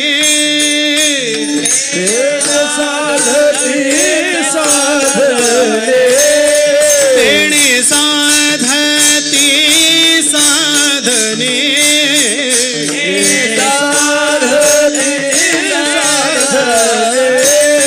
तुटती भवाची बंधने, तुटती भवाची बंधने, तुटती भवाची बंधने, तुटती भवाची बंधने.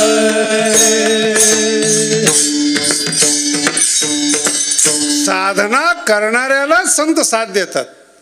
आणि कोणती साधना? संसार प्राप्तीची, भोग प्राप्तीची साधना पहिल्या चरणात सांग. हरिप्राप्तीचे उपाय धरावे संतांचे ते पाय, धरावे संतांचे ते पाय, धरावे संतांचे ते पाय. हरिप्राप्तीचे उपाय धरावे संतांचे ते पाय, धरावे संतांचे ते पाय, धरावे संतांचे ते पाय.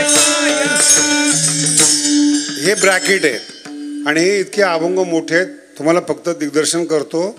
देव जो कोणी देऊ शकत नाही या जगातला, भोग देऊ शकतात, मदत करू शकतात, तुमच्याबरोबर येऊ शकतात, पण हरी देऊ शकत नाहीत. आणि ज्यांना हरी पाहिजे अशी द्यायची ताकद संतांमध्ये आहेत. किती मोठी गोष्ट आहे ती हरी प्राप्ती. त्याला एकदम आपण काय सहज घेतो ना चरणाला, ते आपले चरण चांगले नसतात. कोणत्याही अक्षराला गंभीरतेनं घ्यावं लागतं. हरी प्राप्तीशी ज्याला देव पाहिजे असेल त्यांना धरावे संताचे ते पाय. शब्दाचा अर्थ ज्ञान आहे बरं का, नाही तर पायच धराल. संप्रदायातला ते कोड वर्ड आहे तो. पाय म्हणजे स्वरूप ज्ञान. हरीचं जर ज्ञान पाहिजे असेल तर धरावे, सेवा करा, अगरवता करावे, दास्य धरावे. आणि त्यांचं ज्ञान मिळाल्यानंतर त्यांच्या ज्ञानाप्रमाणे साधना केली पाहिजेत. एखादा गायक मनुष्य आहे, त्याला नोटेशन दिलं शिकून, पण त्याने प्रॅक्टिस नाही केली तर त्याला स्वर दिसतो पण लागत नाही ना. गळा नाही, ते नरड आहे. ते नरड्याचं गळा बनवणं याला साधना म्हणतात. किती साधना असते महाराज. मी अनेक गायकांचे इंटरव्ह्यू रात्रभर थंडीमध्ये स्वर लावत बसतात. रात्र 12 तास. आपल्याला म्हणतं गाणं फार चांगलं आहे, ते आपल्याला बोलायला काय, आपण 2 मिनिटात बदलतो. पण गडावर एक जण आले होते, तर मला फोन केला त्यांनी, आता काय नवीन युग आलेले आहेत म्हणे, महाराज आम्ही येतोय. म्हणलं या, सोय होईल का? सगळी सोय होईल, पण सगळं बरोबर घेऊन या, बाकीची सोय होणार नाही. भगवानगड आहे. मग ते फोन करतात. आणि बघा कसे लवकर, मी जर एखाद्या कामात असतो, लिखाणात असलो, लवकर बाहेर गेलं नाही, त्यांचं मन बदलतं. काय शास्त्रीचे अहंकारी आहेत. मन भेटायचे पहिली भावना, अहंकारी दुसरी भावना. आणि थोड्या वेळामध्ये जर त्यांना सांगितलं यांना चहा द्या, अरे खरंच शास्त्री चांगले, आपला गैरसमज होता. आता हे पूर्ण इतिहास नाही सांगत तुम्हाला मी. आणि जर तारीख नाही दिली तर चहा सुद्धा कडू लागतो. पुन्हा मन बदलतं. जर हा म्हणलं शास्त्रीसारखा माणूस नाही, एका 10 मिनिटामध्ये तुमचं मन किती बदलतं हे पहा तुम्ही. आणि हे कंट्रोल करण्यासाठी साधना करावी लागते. योगश्चित्तवृत्ती ज्या ध्येयाने तुम्ही निघालात ते मजबूत पाहिजेत. ज्ञान दिलं त्यांनी, धरावे संताचे ते, पण साधना कुणी करायची? चुकवून आला पहाडी, ते आपलं काम आहे, संताचं काम नाही आहे ते. सद्वासनेच्या मग साधू संगे. किती कळतं मला माहीत नाही. अगोदर शुद्ध व्हा, काम क्रोधाच्या साखळीतून चुकवून स्वतः आला, आणि मग तो जर सद्वासनेच्या डोंगरावर आला मग साधू संगे सुबटा. उजू म्हणजे सरळ. मग त्याच्या अगोदर संत संगती काही कामाची नाही म्हणून दुसरं चरण आहे. तेने साधती, ते ज्ञान देतात. नाही म्हणे महाराज किती मोठे संत असू द्या, अहंकारी असले, जर आम्ही ठरवलं त्यांच्या पाया नाही पडायचं, तिसऱ्या चरण संता बिन प्राप्ती नाही, संता बिन प्राप्ती नाही, संता बिन प्राप्ती नाही, संता बिन प्राप्ती नाही.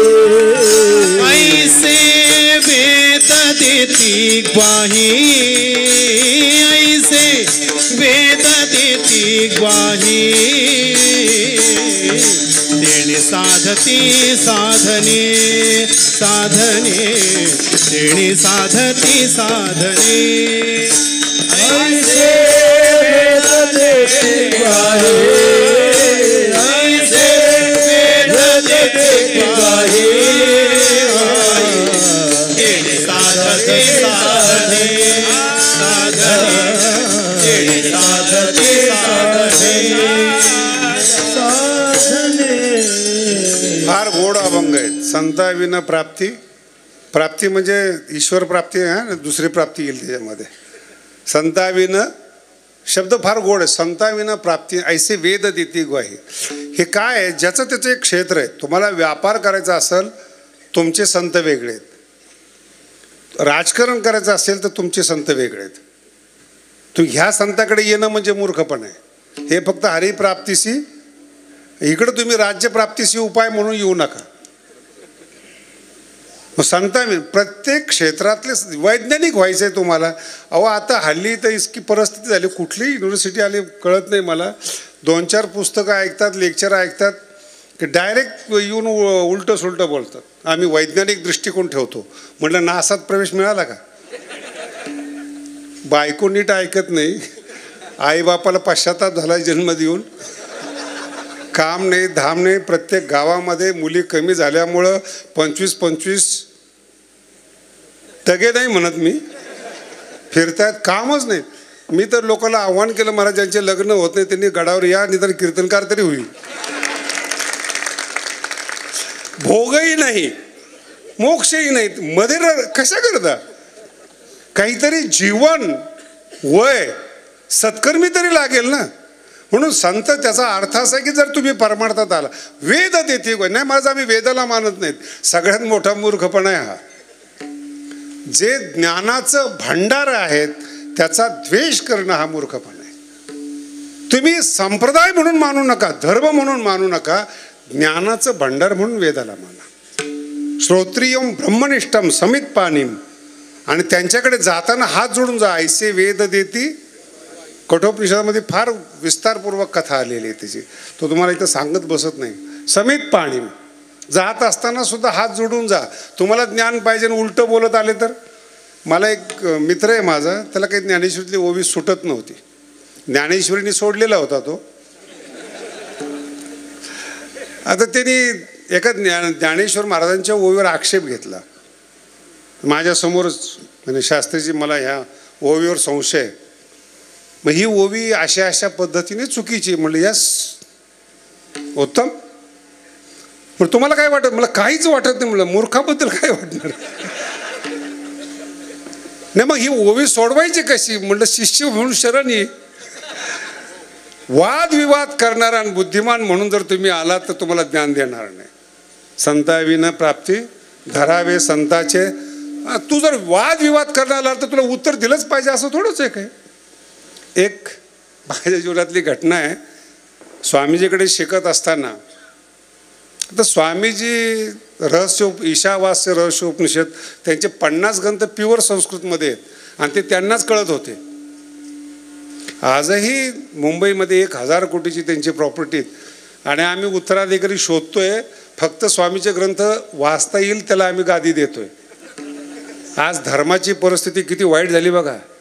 भगवान बाबांचा एवढा मोठा सप्ताह होतो, 7 कीर्तनकार अभ्यासू शोधणं मला सारख्याला कठीण होतंय. हे आपल्या संप्रदायाची परिस्थिती. बोलता कुणाला तुम्ही.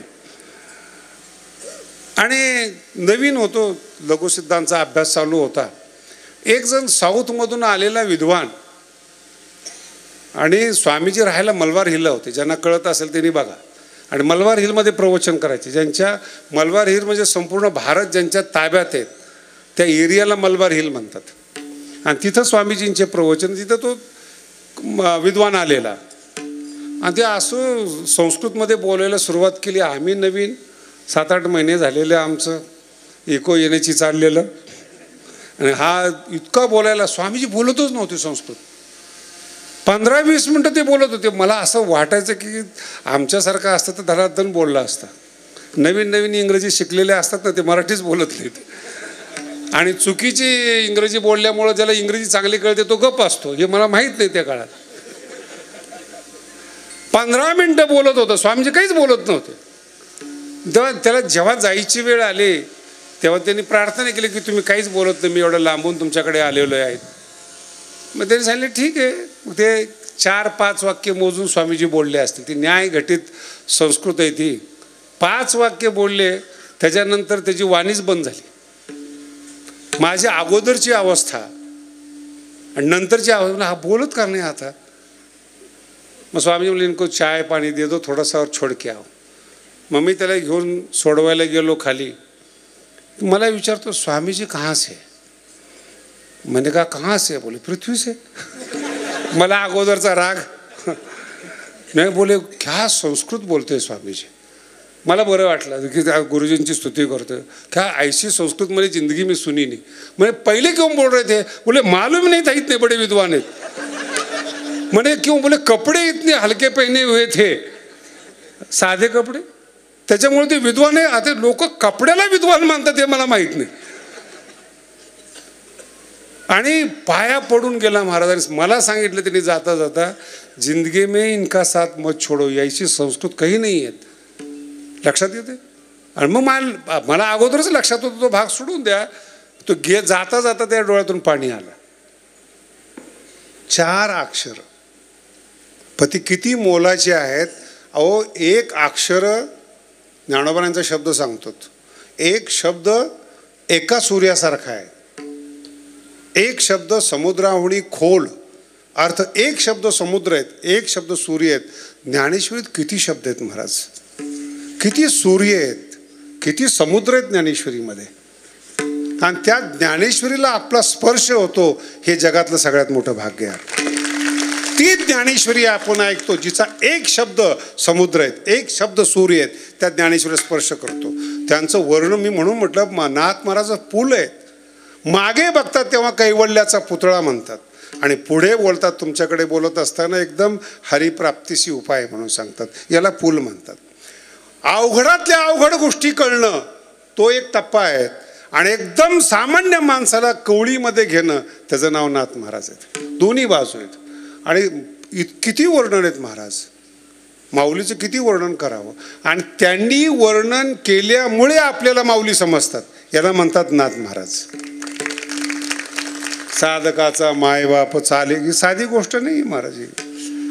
म्हणून संताशिवाय, पुन्हा डबल सांगतो, संताशिवाय ईश्वराची प्राप्ती होत नाही. का होत नाही. संताजवळच, देवाजवळच संत असतो. त्यांनी इशारा केल्याशिवाय देव त्याला प्रसन्न होत नाही. हे तुम्हाला मी अगोदर सांगितलं. आणि वेदाची निंदा करू नका. ग्वाही म्हणजे साक्षी येते.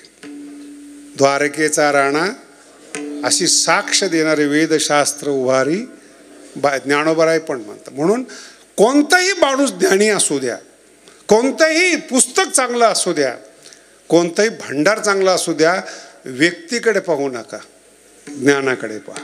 ज्ञानोबराय कोण आहेत, नाथ महाराज कोण आहेत हे नका पाहू, त्यांच्या ज्ञानाकडे पहा, तुमचा उद्धार होईल.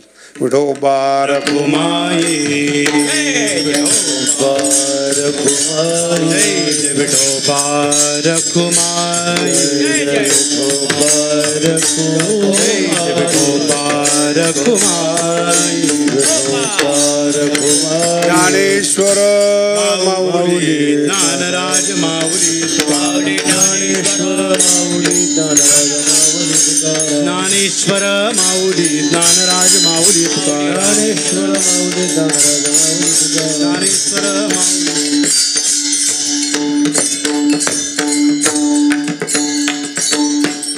अनेक पिढ्यानंतर नाथ महाराजांच्या कुळामध्ये अति शिकलेले, मी स्तुती करतोय असं नाही बरं का, योगीराज महाराजांची स्तुती करतोय डोक्यात आणू नका. उच्च शिक्षण घेतलेले आणि सांप्रदायिक कीर्तनकार मिळणं अवघड असतं.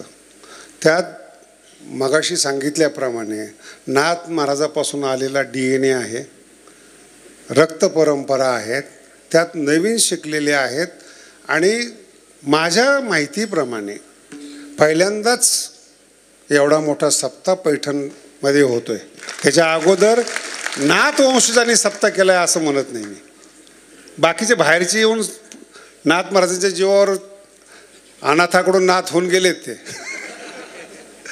पण नाथ वंशजांनी पहिल्यांदा फार मोठा कर. आणि तुम्हा लोकांचे उपकार आहेत की या ठिकाणी येऊन तीर्थ महाप्रसाद घेताय. या जमिनीला, नाथ महाराजांच्या भूमीला स्पर्श होतोय. वृंदावनमध्ये असं ठराविक मंदिर नाही महाराज, वृंदावनमध्ये जाणं हेच पुण्य. कारण की ती व्रज जे आहे ना, ती मातीच कृष्णाची आहेत, मंदिर नाही. 5000 वर्षापूर्वीची वास्तू थोडीच राहिलेली असते आता. मग का वृंदावनला मान आहे? त्या मातीत श्रीकृष्ण खेळलेले आहेत. तसं पैठणला मान काय? तिथं नाथ महाराजांचं जीवन केलेलं आहे, चरण स्पर्श आहेत. इथं काय महत्त्वाचं आहेत? चरण महत्त्वाचे आहेत. त्यांची माती इथं येऊन तुम्ही पारायण करतायत, कीर्तनाला येत आहेत, त्यांना साथ देत आहेत, हे महत्त्वाचं आहेत. मी अपेक्षा करतो नाथ महाराजाकडून की योगीराज महाराजांच्या हातून मोठे मोठे काम व्हावेत आणि संप्रदायाची सेवा व्हावीत. जय विठ्ठल, जय जय विठ्ठल, भानुदास एकनाथ, भानुदास एकनाथ, भानुदास एकनाथ, भानुदास एकनाथ, भानुदास एकनाथ, भानुदास एकनाथ, भानुदास एकनाथ, भानुदास एकनाथ, भानुदास एकनाथ, भानुदास एकनाथ, भानुदास एकनाथ, भानुदास एकनाथ, भानुदास एकनाथ, भानुदास एकनाथ, भानुदास एकनाथ, भानुदास एकनाथ. विठ्ठल जय जय विठ्ठल, विठ्ठल जय जय विठ्ठल, जय विठ्ठल जय जय विठ्ठल, विठ्ठल जय जय. शरण शरण एकनाथा, पायी माता ठेविला. नका पाहू गुण दोष, झालो दास पायाचा. आता मज उपेक्षिता नाही सत्ता पुली. नका पाहू गुण दोष, झालो दास पायाचा. तुका म्हणे भागवत केले श्रुत सकळा. नका पाहू गुण दोष, झालो दास पायाचा.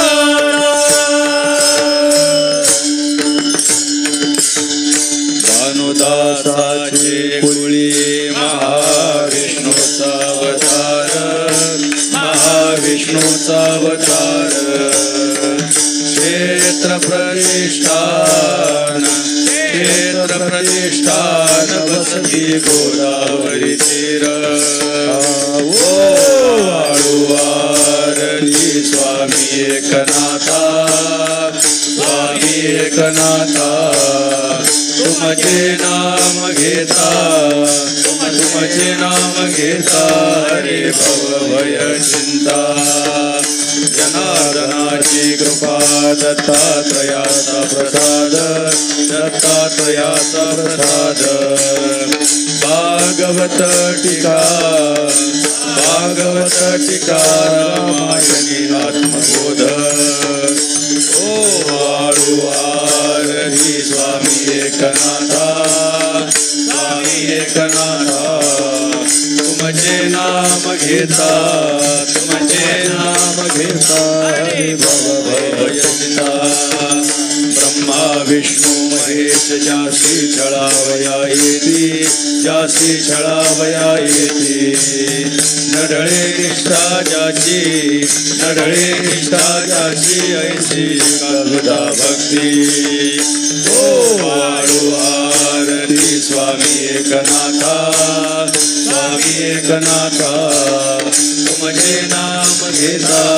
तुमचे नाम घेता हरे भव भय चिंता कावडीने पाणी ज्या घरी चक्रपाणी वाहे अनंत भक्ती भावे निळावंती त्याची पाये ओ वाळू आरती स्वामी एकनाथा तुमचे नाम घेता हरे भव भय चिंता आरती एकनाथा महाराजा समर्था त्रिभुवनी तुझी थोर जगद्गुरु जगन्नाथा आरती एकनाथ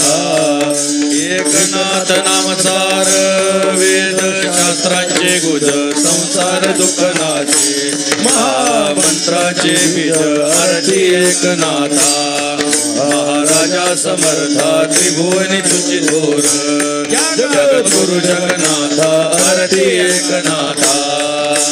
एकनाथ नाम घेता सुख वाटले चित्ता आनंद गोपाळ दासा दडी न पुरे गाता आरती एकनाथा महाराजा समर्था त्रिभुवनी तुझी थोर जगद्गुरु जगन्नाथा आरती एकनाथा गालीन लोटांगण वंदीन चरण डोळ्याने पाहिन रूप तुझे प्रेमे लिंगेन अनंत पूजन भावे वाळीन म्हणे नाम विठ्ठल रुक्माई विठोबा कोटीचे बाळ उगणी वोखटे परिमाय बापा स्नेह मोठे तया परी उदरा लोजी स्वामी अवगुणाच्या परिणुपेक्षा तुम्ही गुण नाही तेथे कर्म कैचे धड परिमाय बापा वाटत से गोड तया परी उदरा लोजी स्वामी अवगुणाच्या परिणुपेक्षा तुम्ही एका जनार्दनी उद्भवसाचे म्हणून हरिदास कौतुक दयाचे तया परी उदरा लोजी स्वामी अवगुणाच्या परिणुपेक्षा तुम्ही भानुदास एकनाथ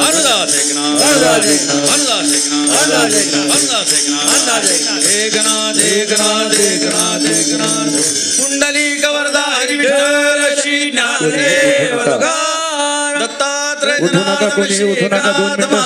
दोन मिनिटं कोणी उठू नका. सर्वजण सुरुवातीला खाली बसून घ्या. सर्वजण खाली बसा. सर्वांनी खाली बसा. कोणी उठू नका. फक्त 2 मिनिटं. आज सत्कार समारंभाचा कार्यक्रम नाहीये. फक्त 2 मिनिटं शिस्तीचं पालन करा. शांतीब्रह्म श्री एकनाथ महाराजांच्या चतुशतकोत्तर महोत्सवाच्या निमित्तानं आणि ग्रंथकौस्तुभ श्री एकनाथी भागवताच्या चतुशतकोत्तर सुवर्ण महोत्सवाच्या निमित्तानं जो अखंड हरिनाम सप्ताह श्री क्षेत्र पैठण या ठिकाणी सुरू आहे. आजच्या दिवसाची कीर्तन सेवा महाराष्ट्रातील ख्यातनाम कीर्तनकार न्यायाचार्य डॉक्टर महंत नामदेव शास्त्री महाराज, जे की भगवानगडाचे महंत आहे. स्वतंत्र ओळख सांगण्याची गरज नाही. स्वतःच्या आनंदाच्या सिद्धांताच्या माध्यमातून शास्त्रीजींनी वारकरी संप्रदायाचं तत्त्वज्ञान, न्यायाचं तत्त्वज्ञान या सगळ्याची सांगड घालत ज्ञानेश्वरीसारखा ग्रंथ लोकांपर्यंत पोचवल्याचं आपण पाहतोय. एकनाथ महाराजांच्या अनेक शिष्य परंपरा आहेत, परंतु सगळ्याच्या सगळ्या ह्या आत्तापर्यंत नाथ परंपरेशी निगडीत नव्हत्या, जवळीक त्याची नव्हती. परंतु गेल्या काही वर्षांपासून नाथ महाराजांच्या नव्या परंपरा ज्या आम्हाला सापडत आहेत त्याही या माध्यमातून जोडल्या गेल्या. परंतु अशा काही परंपरा आहेत ज्या आमच्या संस्थांशी, ज्या आमच्या फडाशी, ज्या आमच्या परंपरेशी वर्षानुवर्षांनी पिढ्यानपिढ्या जोडल्या गेलेल्या आहेत. त्यापैकी भगवानगड एक मोठं संस्थान हे नावलौकिक केलेलं आपण पाहतो आहे.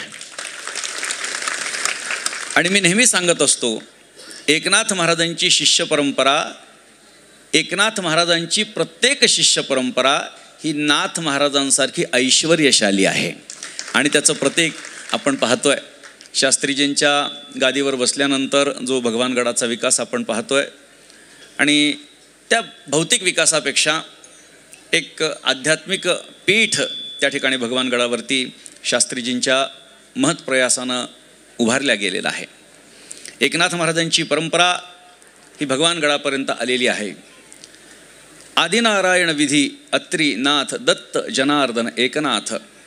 आणि गावबा महाराजांच्या पासून 7व्या पिढीला आपण नगदनारायण महाराज, आणि त्याच्यानंतर नारायणगडापासून नंतर भगवान बाबांची परंपरा, भीमसिंग महाराज, आणि त्याच्यानंतर नामदेव शास्त्री महाराज विद्यमान अधिपती.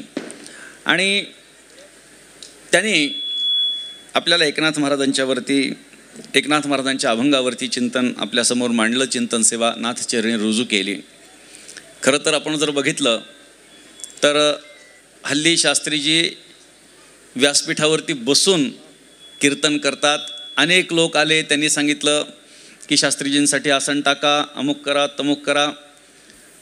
परंतु आपल्या परंपरेच्या विषयी जी आस्था आणि श्रद्धा आणि जो नित्यनेम पाळण्याचा कटाक्ष आहे, त्यानुसार जिथे जिथे त्यांचे अत्यंत चांगले आणि जवळकीचे संबंध असतात आणि श्रद्धेचे स्थानं असतात, त्या ठिकाणी शास्त्रीजी उभ्यानं कीर्तन करतात. आज पैठणमध्ये उभ्यानं कीर्तन केलं आहे, म्हणजे आपल्या नाथ महाराजांच्या परंपरेच्या विषयी त्यांनी श्रद्धाभाव व्यक्त केलेला आहे. त्यामुळे शास्त्रीजींनी सांगितलं इतरत्र कीर्तनच करत नाहीत म्हणले मी.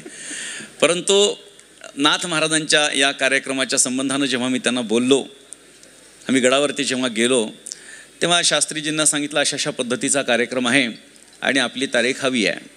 तर कुठली आपली शिल्लक आहे? त्यांनी सांगितलं 8ही दिवसातल्या कुठल्याही तारखेला माझं नाव टाका, मी येतो नाथ महाराजांच्या सेवेला. ही नाथ महाराजांच्या विषयी त्यांच्या मनामध्ये, परंपरेच्या विषयी त्यांच्या मनामध्ये असणारी श्रद्धा आणि आस्था आहे. आणि त्यामुळे आज शास्त्रीजींनी आपल्याला मंत्रमुग्ध केलं आणि आज नाथचरणी ही सेवा रुजू केली. त्यांचा सन्मान या ठिकाणी होतोय, त्याचा स्वीकार त्यांनी करावा. हरिभक्तीपरायण हो, हरिभक्तीपरायण श्री सरदार महाराज गोसावी आणि विलास बापू भुमरे यांनी शास्त्रीजींचा सन्मान करावा अशी मी त्यांना विनंती करतो.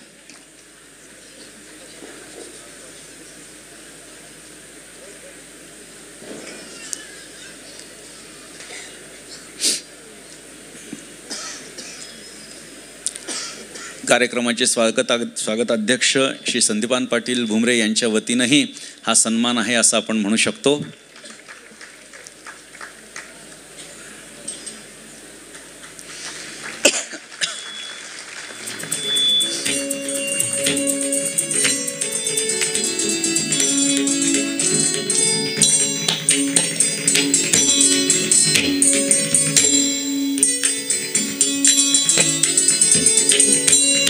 सरदार महाराजांना विनंती आहे शास्त्रीजींचा सन्मान करावा.